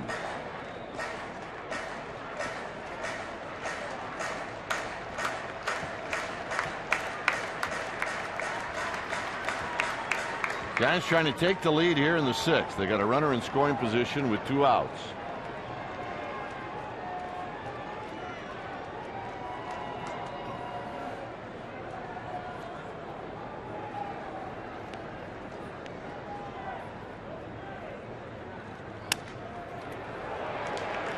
Morton will knock it down, and that'll end the inning. No runs, no hits, 1 left. It remains 1-1.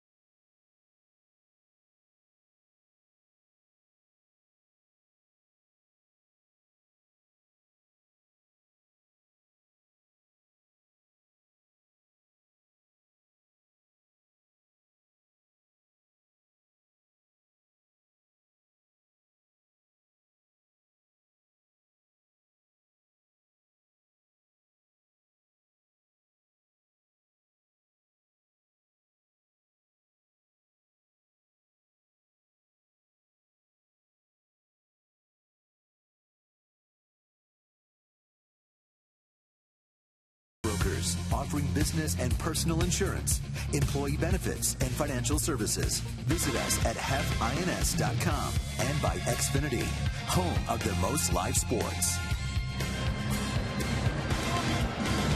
Both teams scored in the second inning. It's 1-1.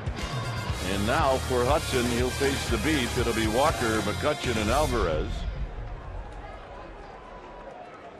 Hudson's allowed 3 hits.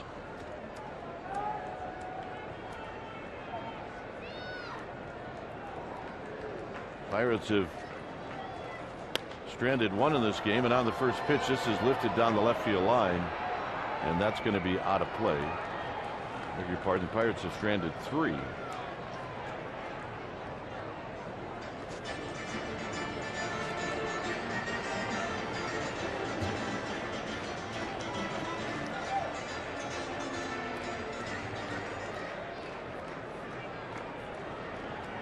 Waiting for all of his players to get back in their position. I always liked it when the starter I was playing for did that. Yeah, well, it's kind of key. There's a strike.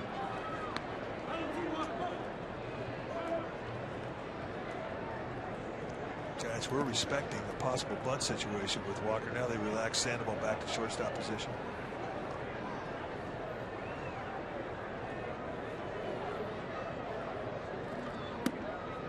And the 0-2 pitch is high. The Dodgers now lead the Nationals 3-0.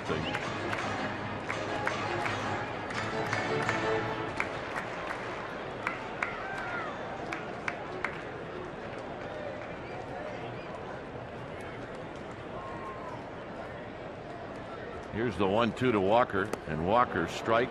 No. Did he get a piece? He did not. It's a big out. Well, check out AT&T Uber Sportsnet Central right after Giants postgame live. You'll see right here in Comcast Sportsnet Bay Area.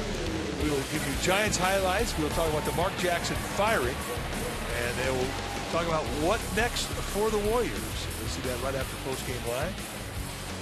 And remember, check out CSNBayArea.com and Warriors insider Monty Poole. He will give you all the goings on that's happening with the Warriors. And a lot of news today coming out of Warriors camp. So check out Monty Poole. He's all over it. There's a strike at the knees. 1 ball and 1 strike.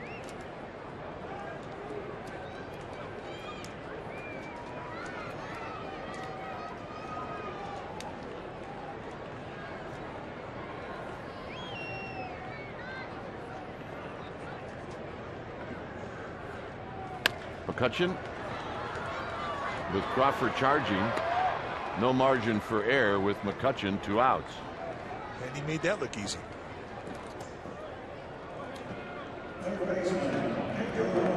Can't tell you what that does in the mind of a pitcher when you have a player as relaxed as a Brandon Crawford playing shortstop for you. It just lets that pitcher get the feeling like if I let him hit the ball that somebody's going to catch it. Players' demeanor on the field can affect other players both ways, positively and negatively. Here's Alvarez.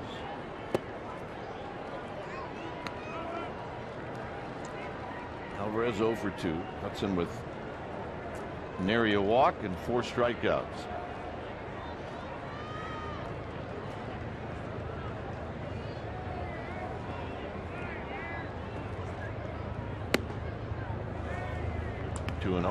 Just a little high and a little outside for Quinn Wolcott, young umpire.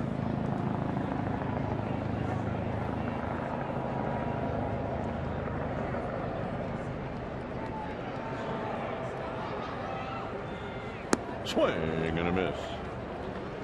Giving into the count, had a 2-0 count to a changeup. Alvarez way out front.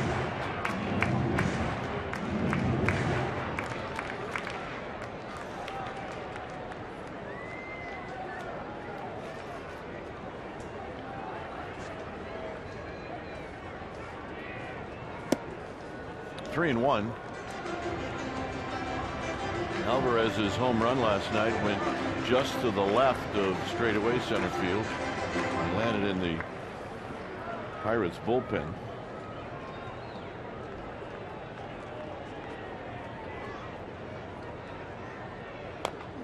And again, Hudson pulled the string on him. It's 3-2. Same pitch he threw 2-0. Kind of the Greg Maddux theory. Couldn't wait to get you to 3-2. And then throw your changeup. He had 7 things he could throw. And Hudson not that much different.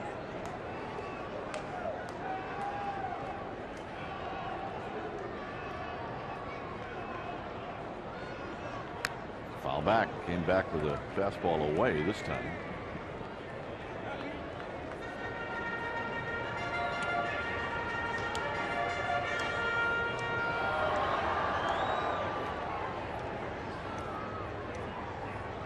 Hudson with 80 pitches as he works on rubbing up that baseball. 80 pitches in the 6th. You happy with that? Oh, he has given Bruce Bochy exactly what he wanted. He'd take the ball deep, give him at least 6 innings, take some heat off your bullpen. And Charlie Morton done the same thing. This is a walk to Alvarez, the first in the game.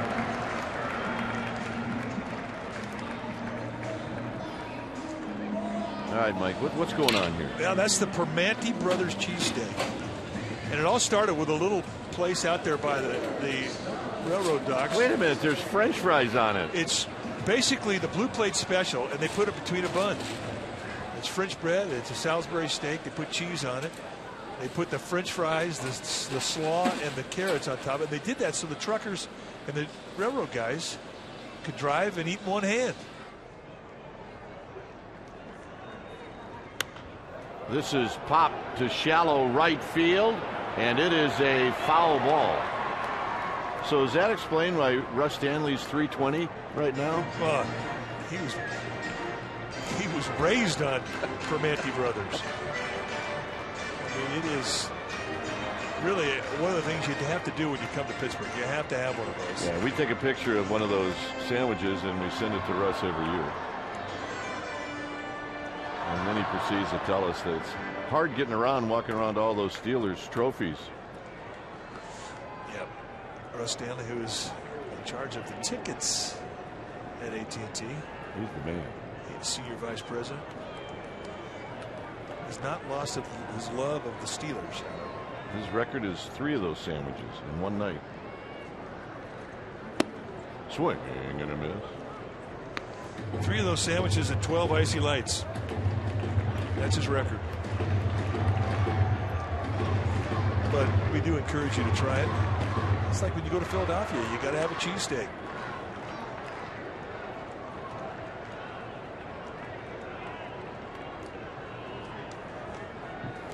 You got to. Yeah, you have to.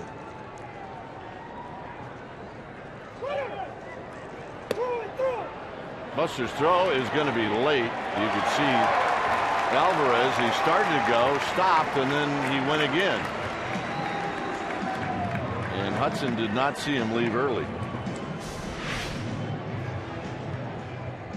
I mean, he just took advantage of a pitcher that was concentrating more on the hitter than he was the base runner. I mean, Alvarez does not look like a guy that you have to worry about stealing a base. He's kind of like Brandon Belt. And that's his 3rd of the year. So the Pirates with a runner in scoring position with 2 outs. Got him, and that'll end the inning. Hudson comes back inside and freezes Marte. Russ Stanley, this one's for you, baby. I want to get that. I want to get that. I want to get that.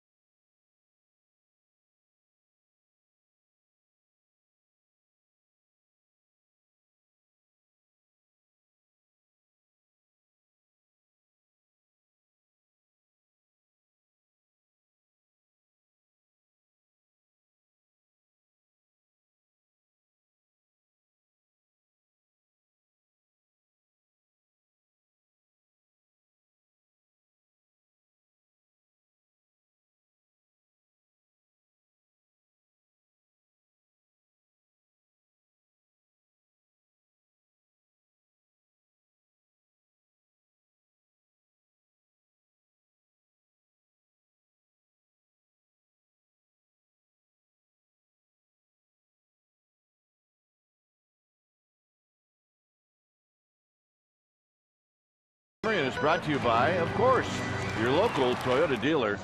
Hudson and Morton have been fabulous. Both teams with a run in the second. Belt's got a single. He has scored a run. Marte has also scored a run. It's 1-1. Both teams with 3 hits. And it'll be Crawford, Adrianza, and Hudson.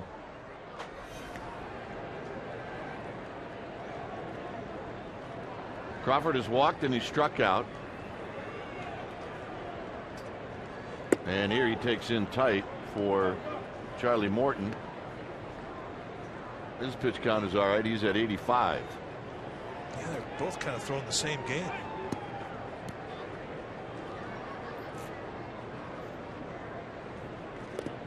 Crawford takes a big rip, and this one rolls to the backstop. 2 for 7 lifetime, now 2 for 8.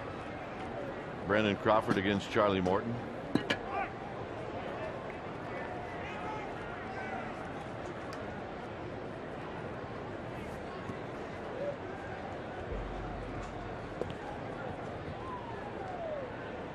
Down low, good take by Crawford. It's 2 balls and 1 strike. That was a good take. That was not an easy take either. The breaking ball from Morton's been a good weapon tonight. When he throws it on a back foot to a left-handed hitter, it's not an easy take. And it's high, 3-1. Morton's only walked 2. He walked Crawford in the second. He walked Belt in the fourth. So in this game, only 3 walks combined by Hudson and Morton. See if Crawford gets a pitch to hit here. He does, and he hits a high pop-up. Alvarez has got room, and Crawford's retired on a 3-1 pitch. And here's Adrianza.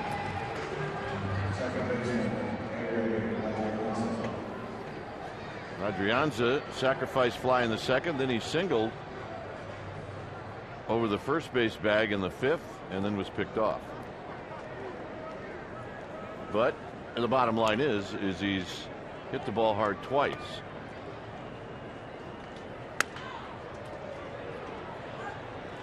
And that's a little pop-up caught by Mercer, and he's hit the ball hard twice.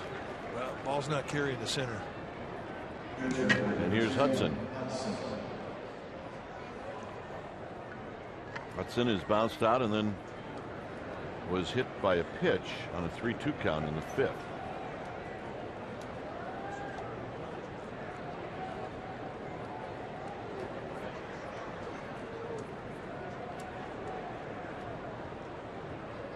And at the knees for a strike, and it's 0-1.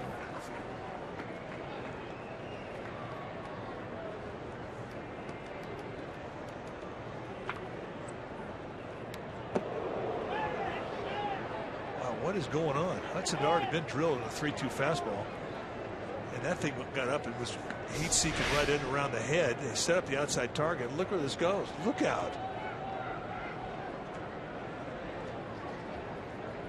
I'm going to pull Santiago Casilla here in a minute, and let's stand outside the box.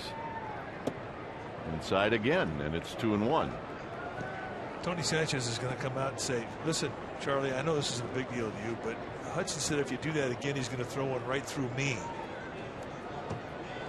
So knock it off.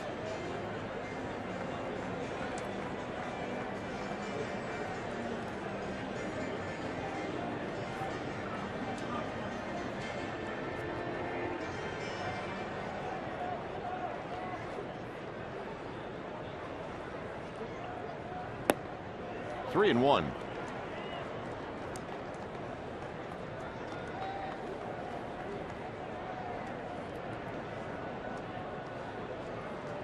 And the 3-1, and Hudson takes a strike. It's 3-2.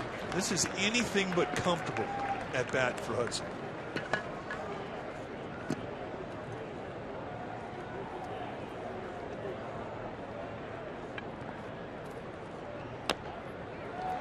And that's a fair ball, and that'll end the inning. So a quiet inning for the Giants. For the Pirates, it'll be Ike Davis to lead things off.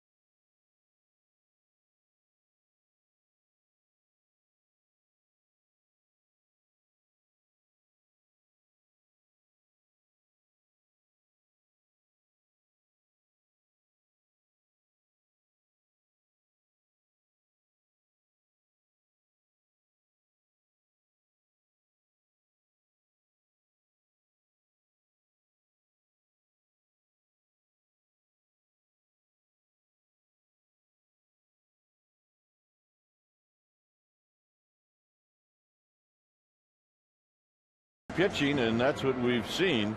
Hudson and Morton have been terrific. Both have gotten now into the 7th inning.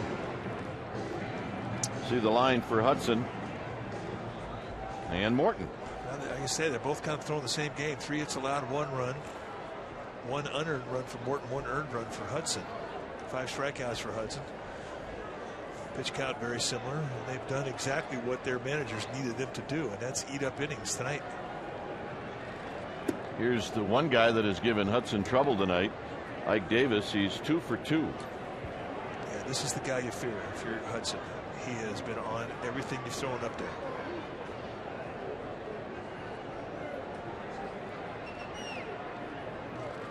And this is lined. Pagan is there, and he's going to reach up and make the catch. So another good at bat for Davis against Hudson. And the fact that Davis led off the inning and Hudson gets through it is good news.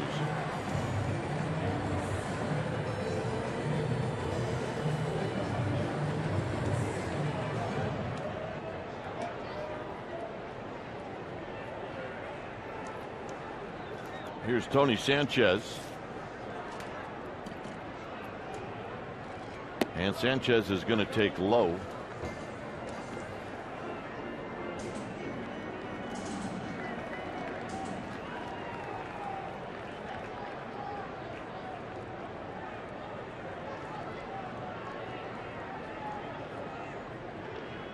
And low again, 2-0. Right-hander Brian Morris is in the bullpen for the Pirates. He could be up just in case Charlie Morton's spot comes up here in the 7th. 2-0 pitch. And it's at Belt who puts it away. 2 down. Yeah, how many times have we said it? This road trip, Ron Wotus, Giants bench coach, who sets the infield, is having a great road trip, setting his defense in the infield according to tendencies that certain hitters have. They moved Brandon Belt way off the line. They covered up the gap between first and second, and he was right there to gather up what I thought was going to be a knock out right off the crack of the bat. Nice play. Here's Jordy Mercer, the shortstop. Mercer had a hit taken away from him by Brandon Crawford. And it's nice to have a 6'5" guy there with a boarding house reach. Nice pick.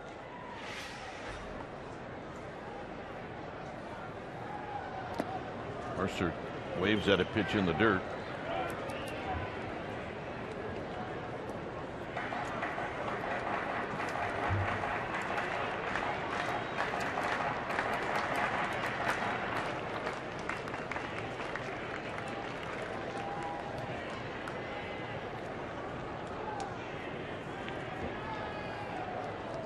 Number 93 coming up. Oh, Hudson had one step going back to the Giants bench. That could have been called a strike. Last pitcher with 7+ innings in his first 7 starts of the season. Vida Blue did it back in 1981. He needed 9 starts.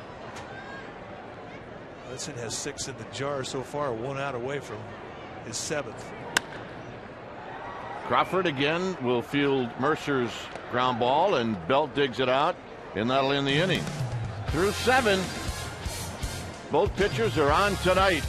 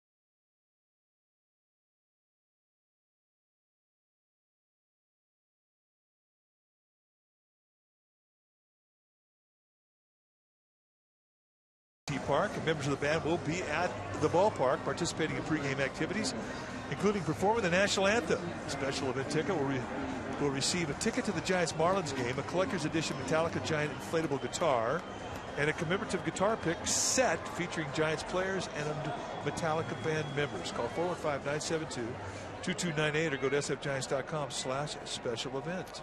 All right, here's Pagan to lead things off in a 1-1 ball game. Pagan is bounced out, flied out, and popped out. And remember, coming in, Pagan had major ownage on Morton, 9 for 12. By the way, he's very unhappy right now with the home plate umpire.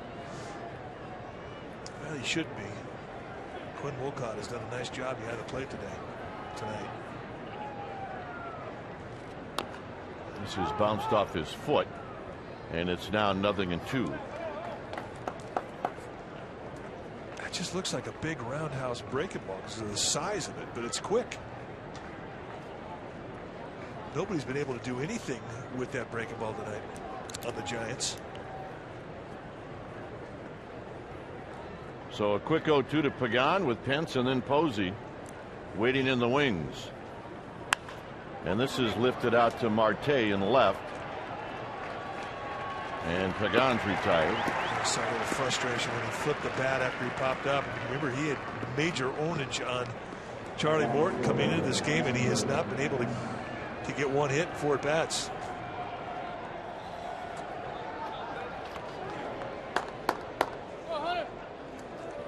So here's Pence.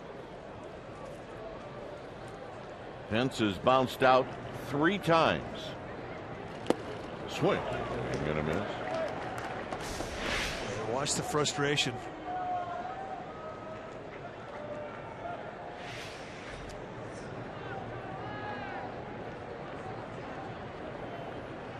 Pence takes a breaking ball, and it's now 0-2. I mean, that thing looks like it's starting out behind Hunter Pence.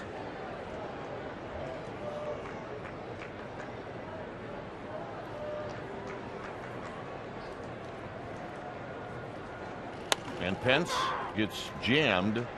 Davis will flip to Morton, and Pence out for the 4th time on a ground ball. And here's Buster Posey.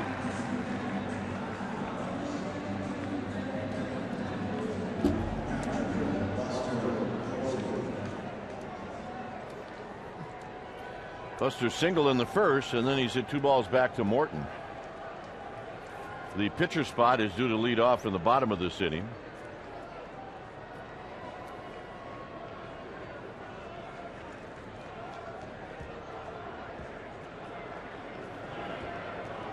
So here's Buster, 1 for 3.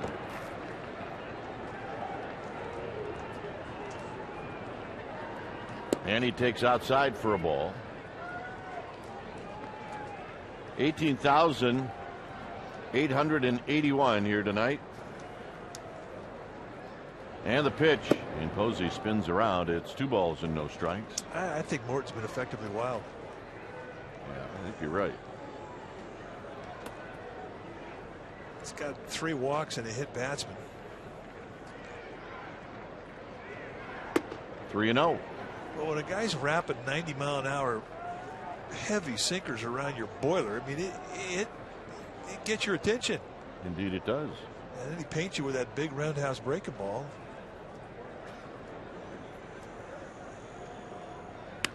Posey on the 3-0 pitch, lets it fly. It's 3-1. Now, you keep bending Posey back, you're going to get his attention. And there's one guy you don't need to speed up his at bat. And Charlie Morton has done that to Posey. And that was a quick bat.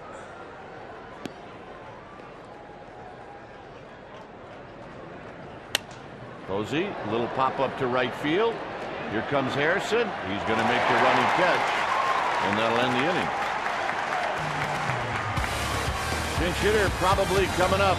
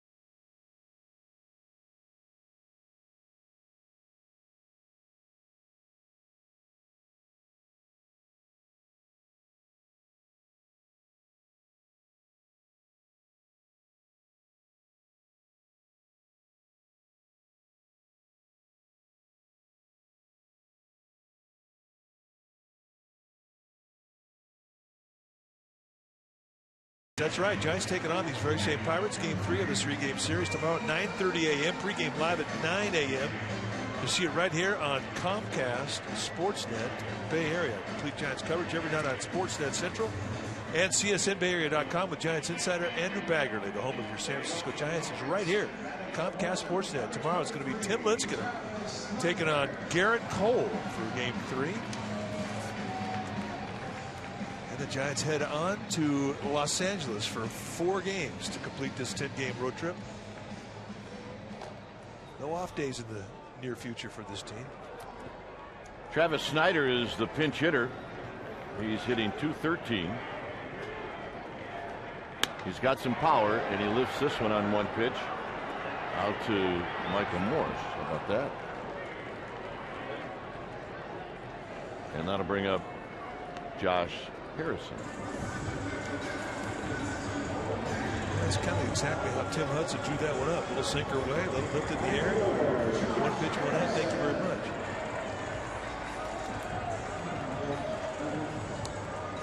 Harrison has bounced out twice. Hudson struck him out in the first. Sandoval in at third, and a strike, and it's 0-1. Watch Hudson, and you marvel at how easy he makes something so difficult look. It really reminds me a lot of Rick Russell. Same rhythm, same temperament, same effectiveness. 0-2.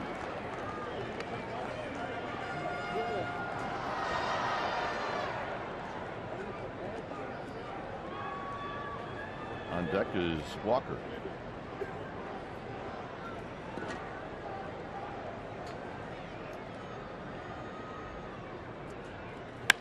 Lined. Pagan. 2 down. It helps every once in a while to have an atom ball. Or 2. Hey, if you're going to pitch well at this level, you're going to have some defensive help. You're going to have your bench coach and your defensive specialist set your defense to a way that eats up a couple of those line drives. That's the big leagues.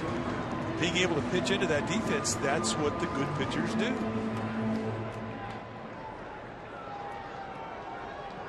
So here's Walker.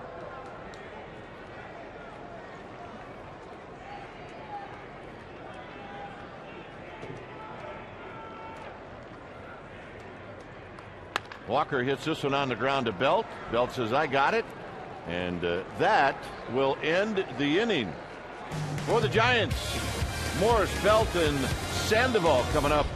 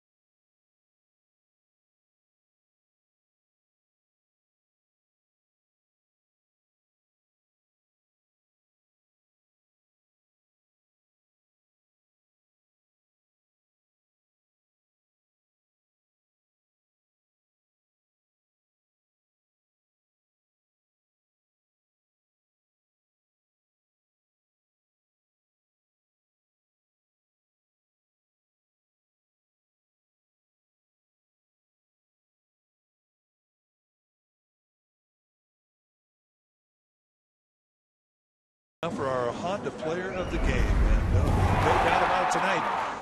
Tim Hudson is that man in a game where The Giants had a very tired bullpen. He has gone 8 solid, and he's not done yet. That qualifies him as our Honda player of the game.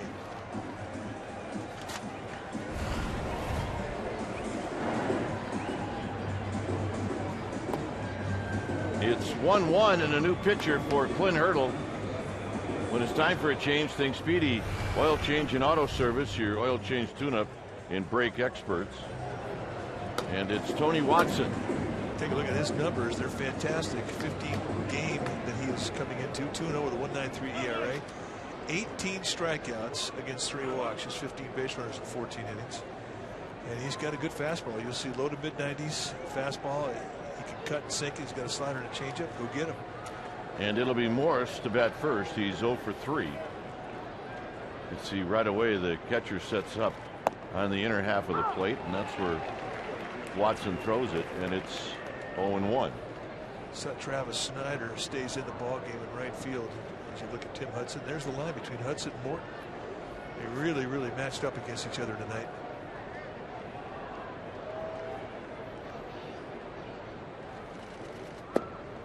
Comes back in tight to even the count.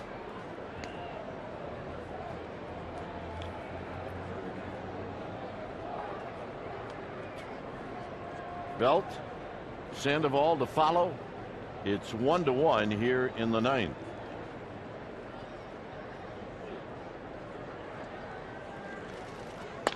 And this is foul down the right field line and out of play. It's 1-2.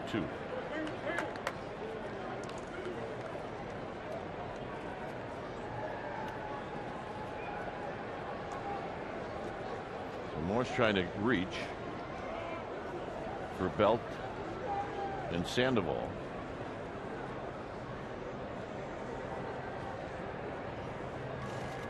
And it's high, so it's 2-2. Giants' last base runner was Brandon Belt when he got hit in the 6th inning. Belt did eventually get to second base, and then Sandoval bounced back to the pitcher.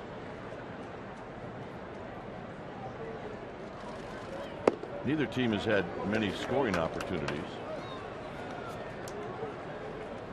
See Watson use that inside corner. He likes to throw that side of the plate to righties. He's got enough fastball that he can jam guys with it. And he's got good enough command where he'll still try and locate both sides of the plate with that fastball.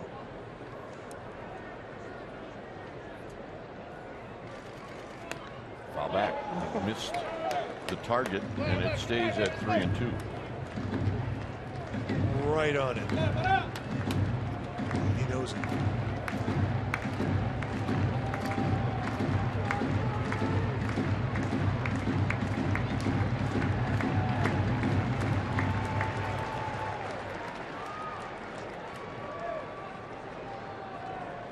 And the payoff. Here it is. It's coming up to Morris.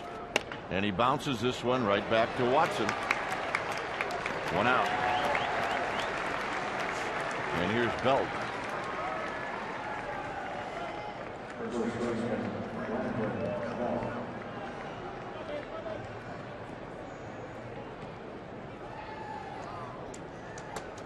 Belt has been on base 3 times.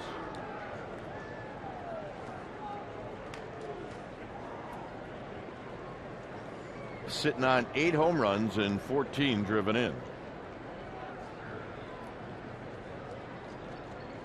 And he takes inside 1-0. That almost hit him. Yeah, the Giants have had a few near misses tonight.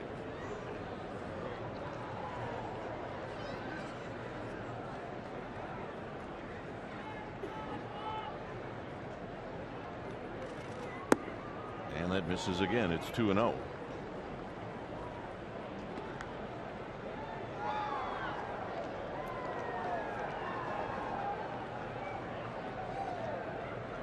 To follow.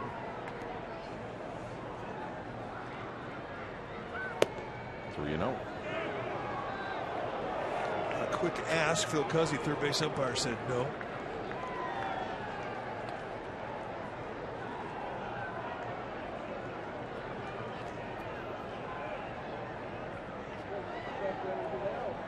See if Belt with the green light. We'll never know. It's 3-1. Well,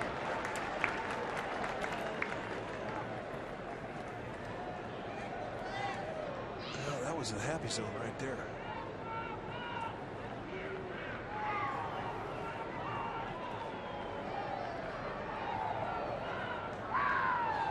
Foul back, 3-2. Came back, another fastball challenge.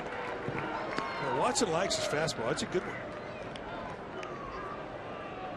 I mean, you don't run the strikeout total that he has early this year if you don't have faith in that fastball. As you mentioned, 18 and 14 in the third innings.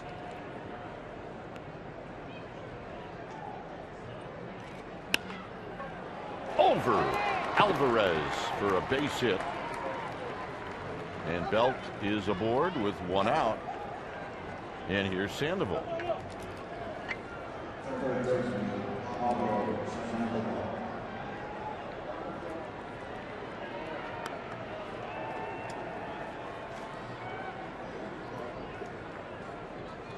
Sandoval tonight is 0 for 3. Did hit a ball well to left center field. That was tracked down by McCutchen.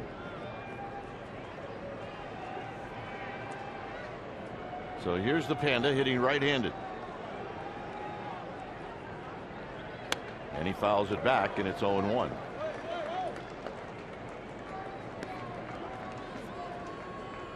And Flannery running through a set of signs.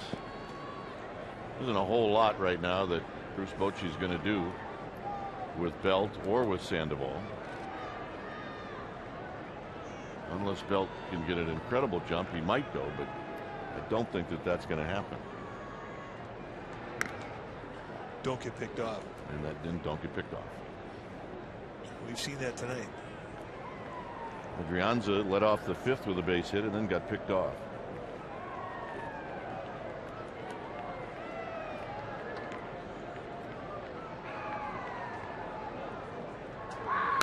Foul back. It's 0-2. Country hardball to Pablo Sandoval.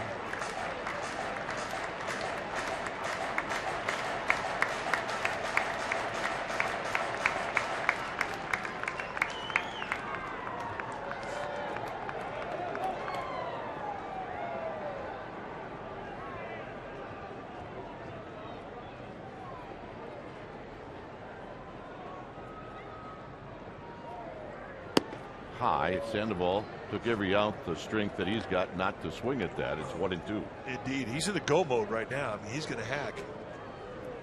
94-mile-an-hour fastball up above his chin, out over the plate, and he almost did try to hold the trigger.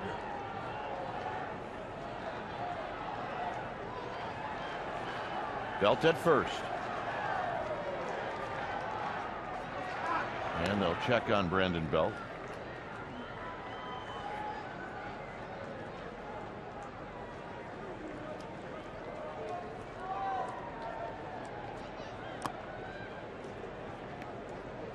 Giants need to get him going.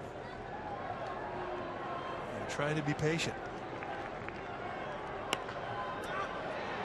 Behind home plate and out of play. So Sandoval will see another pitch.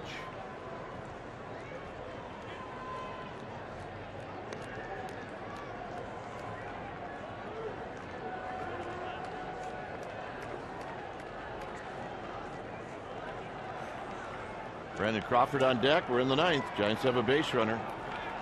And there haven't been many base runners in this game at all.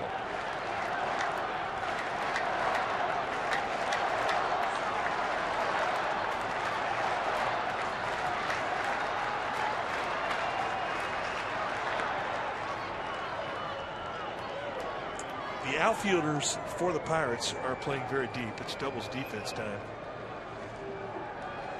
Try and cut off the gap. We did talk about the gaps here at PNC. They are quick.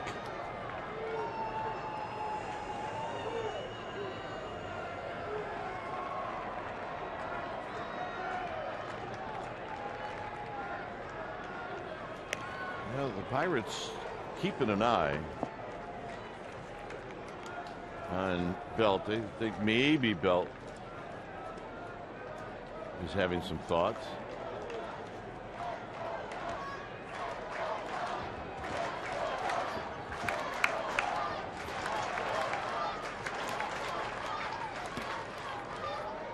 It's now 2-2.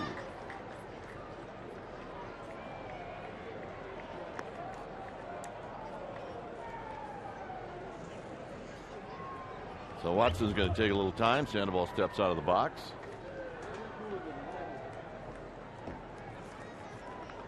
Crawford, the skipper behind him. It's 2 balls and 2 strikes.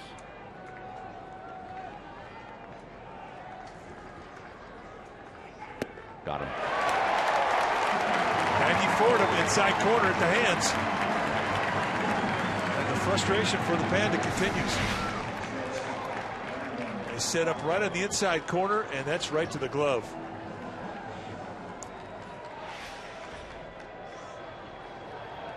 So Crawford will hit with 2 outs and Belt at first.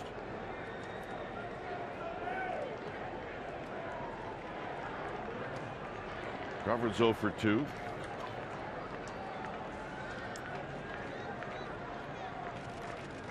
And he fouled this one off of Sanchez, who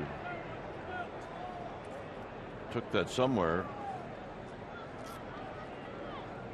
where it hurt.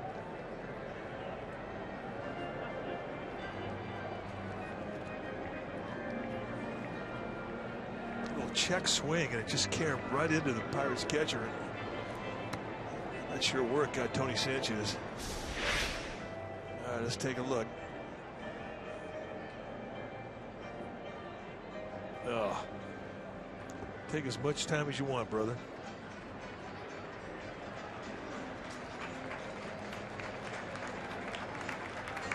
Well, Crawford just got enough of it to make it hurt. He can have 20 minutes as far as I'm concerned.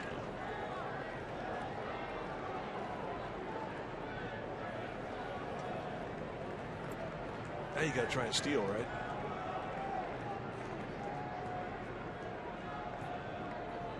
Not on that pitch.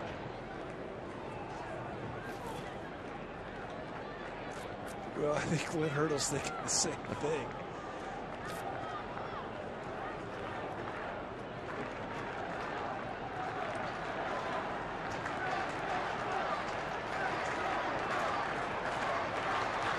Crawford shoots it up the middle. He's got a base hit. Belt is going to round the bag. He's going to go to third. And the Giants have runners at first and third. And that's the first time they've had a runner at third since the 2nd inning. Crawford's domination of left-handers continues, and that's a huge hit. 2-out knock. They play him slightly to pull, and he hits away from the defense. And with 2 outs, you're going on contact, so an easy take a third for Belt.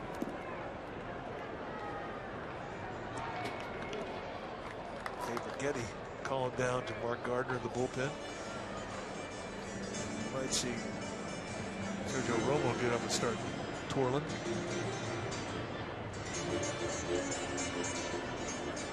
And I think it's anticipation of, you have a pitcher on deck here at an open base, and they could walk Adrianza to get Hudson out of the game. So it's not going to be Romo, it'll be Gutierrez that starts to get heated up. And the Pirates are going to talk about this as to who Tony Watson wants to go after. Do you want to go after Adrianza, or do you want to go after?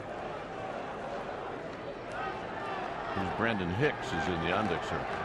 So Hicks has indeed come out, so it would be Hicks. There's your choice. Watson doesn't have a lot of history against the Giants.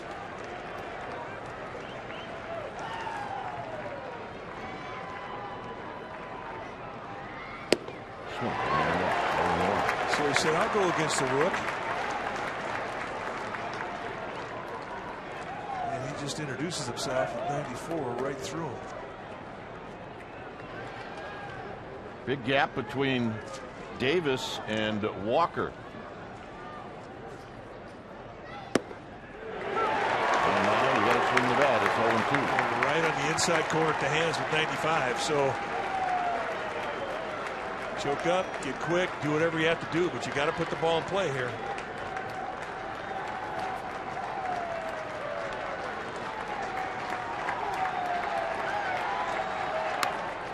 Out of play. It remains 0-2. It got a little leaky. I mean, they set that target right in the same spot they got the second strike with. And Watson's not finessing him at all. This is just country hard on the hands. By the way, Crawford is going.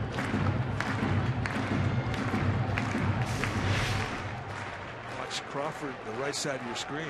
He had a pretty good jump. Watson's not thinking about anything but Adrianza.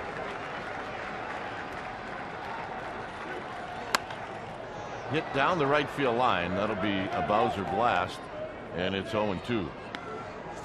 Or close. Or close. I'm saying close. Really close.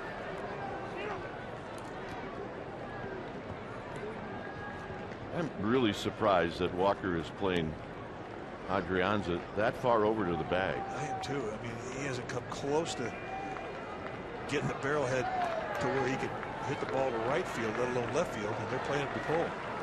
But I don't think Adrianza is going to take a pitch, to be honest with you. Out of play. That is a jam shot. I'm a little perplexed as to why they haven't buried a back foot slider or something down. Everything in this at bat's been up on the hands. Now, he hasn't done much with it, no doubt. Maybe they're fearful if you throw a breaking ball in the dirt, it might not get blocked.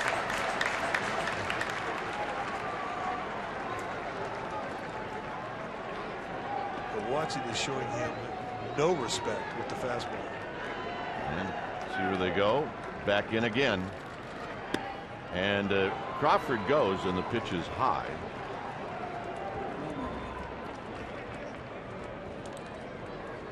So why wasn't Machi's a stolen base last night? Hey, thank you. Gee, Machi, Judge reliever last night, took a base in a similar situation. It was a one-run ball game, and they said defensive indifference, which is a horrible call. Especially because that would have been his first stolen base in the big leagues. It's 1-2 now to Adrianza.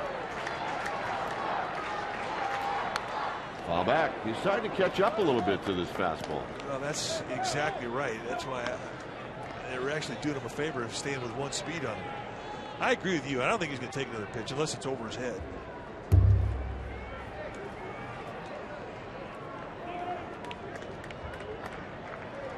Hicks is waiting on deck.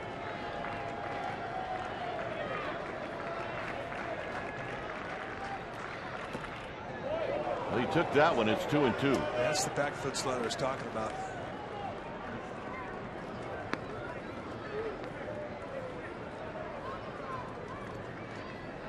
At third is Belt. At second is Crawford. This is the 9th pitch coming in this at bat.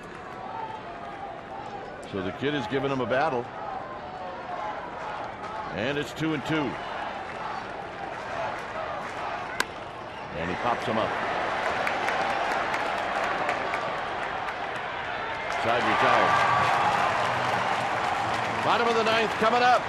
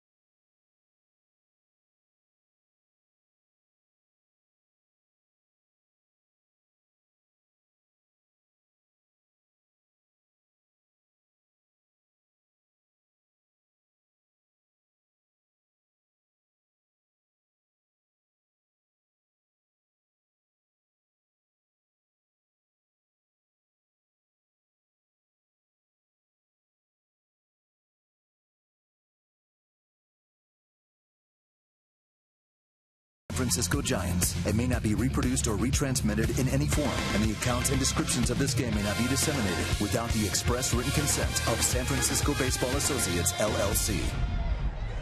Tune into the Murph and Mac Morning Show on KMBR tomorrow morning. Mike will talk about the game with Murph and Mac on KMBR 680, the sports leader. Hudson goes back out to pitch tonight. He's got McCutchen, Alvarez, and Marte, the beef.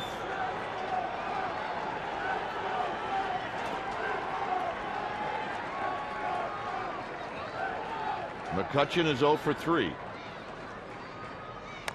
Rolls this one, third base side. This will be a hit. So McCutchen is aboard with an infield hit.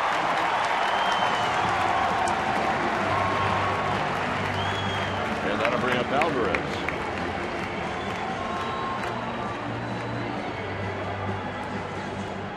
Only the third hit for McCutchen in 16 at bats. He'd make a great pitch and get off the end of the bat, and this is what you're looking at. And the speed of McCutchen, you got no chance if you're Pablo Sandoval. So now you have a guy who can steal a base and can score in a gap. Hudson going to pitch for that ground ball. Alvarez is 0 for 2 with a walk.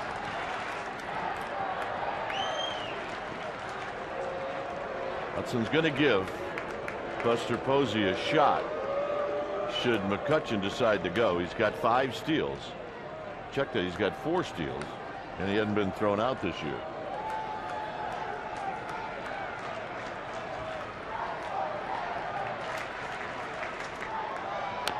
And that's pulled on the ground foul, and it's 0-1.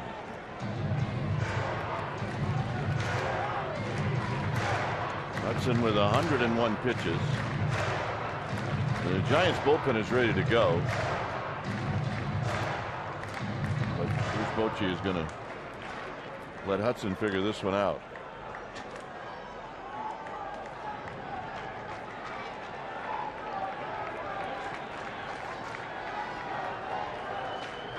McCutchen with his lead, and it's low, 1 ball and 1 strike.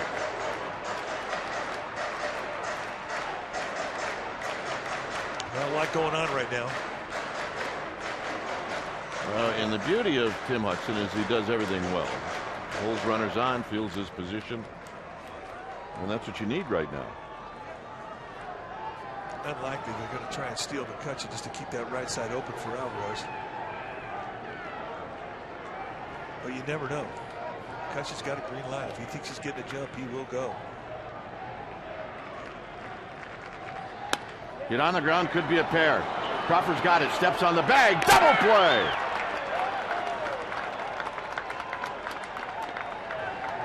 The Pirates hit into a season high 5 double plays in the game last night. Little sinker that just works its way down and away from Alvarez, hits it off the end of the bat. They had him, Crawford, positioned perfectly to catch the ball, shuffle step into the bag,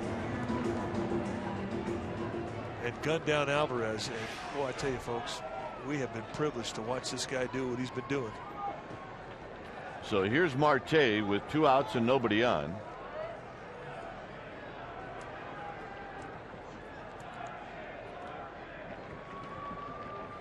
And Marte takes in tight.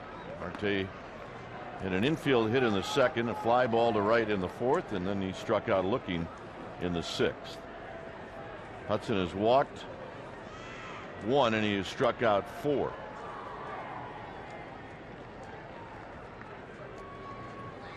Swing and a miss. 1 ball and 1 strike. Not giving him that count. Nice slider. I mean, that's the same slider he had the first inning. It's been there all night for him, and he's still locating it well at the knees on the outside corner of these right-handed hitters.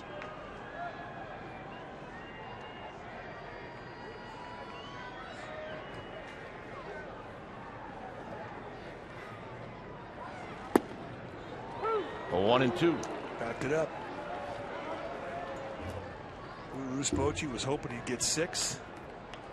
And Tim Hudson is 1 strike away from giving him 9.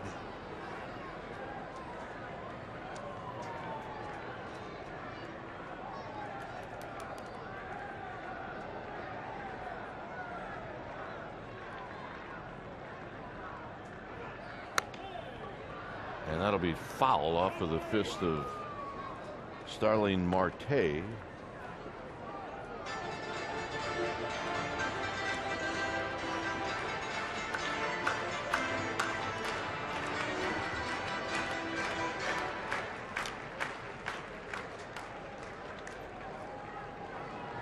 It's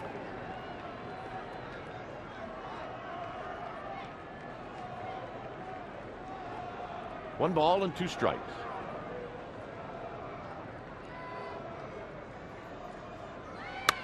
Hit to right field. Pence back. Pence at the wall, off the top of the wall. Marte is going to go for 3. Adrianza's throw is going to be late, and it gets by everybody. And here comes Marte, and the throw home, and they got him!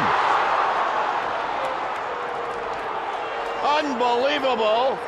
Is Marte tried the Little League home run, and this game is going extra innings.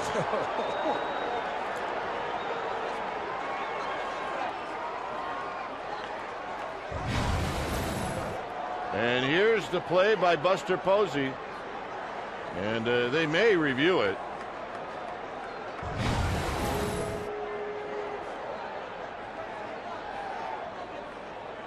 And if you read Ike Davis's lips, he's saying that he was safe. Now, a perfect throw from Sandoval. Oh, he tagged him right on the hand. At least. Well, and Quinn Walcott was right there. You get a better angle right here. I don't know. I couldn't tell. This may be the one you see.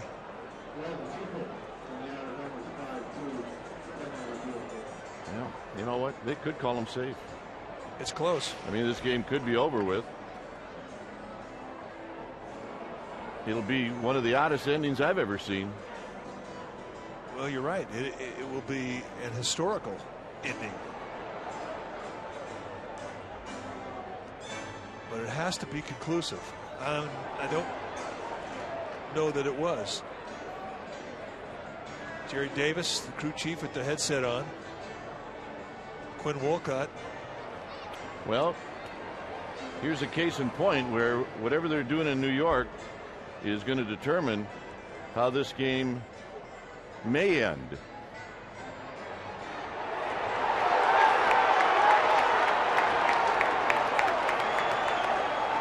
And that's the ball game. So the Pirates snap the Giants' 6-game winning streak on an appeal play. And Starling Marte scores all the way from first. And the Giants lose a tough one. And Tim Hudson pitched an absolutely terrific game. Is the Marte with 2 outs in the 9th, hits one off the top of the wall. And what do you got to say about Hudson? He was great. He was beyond great. He doesn't deserve to walk out of here as a losing pitcher. I mean, he could not do much better than what he did. A very, very frustrating loss for Hudson and the Giants. Final score here in Pittsburgh: Pirates 2, Giants 1. Esurance Giants postgame live is coming up, but first, let's go to the Sportsnet Central studio.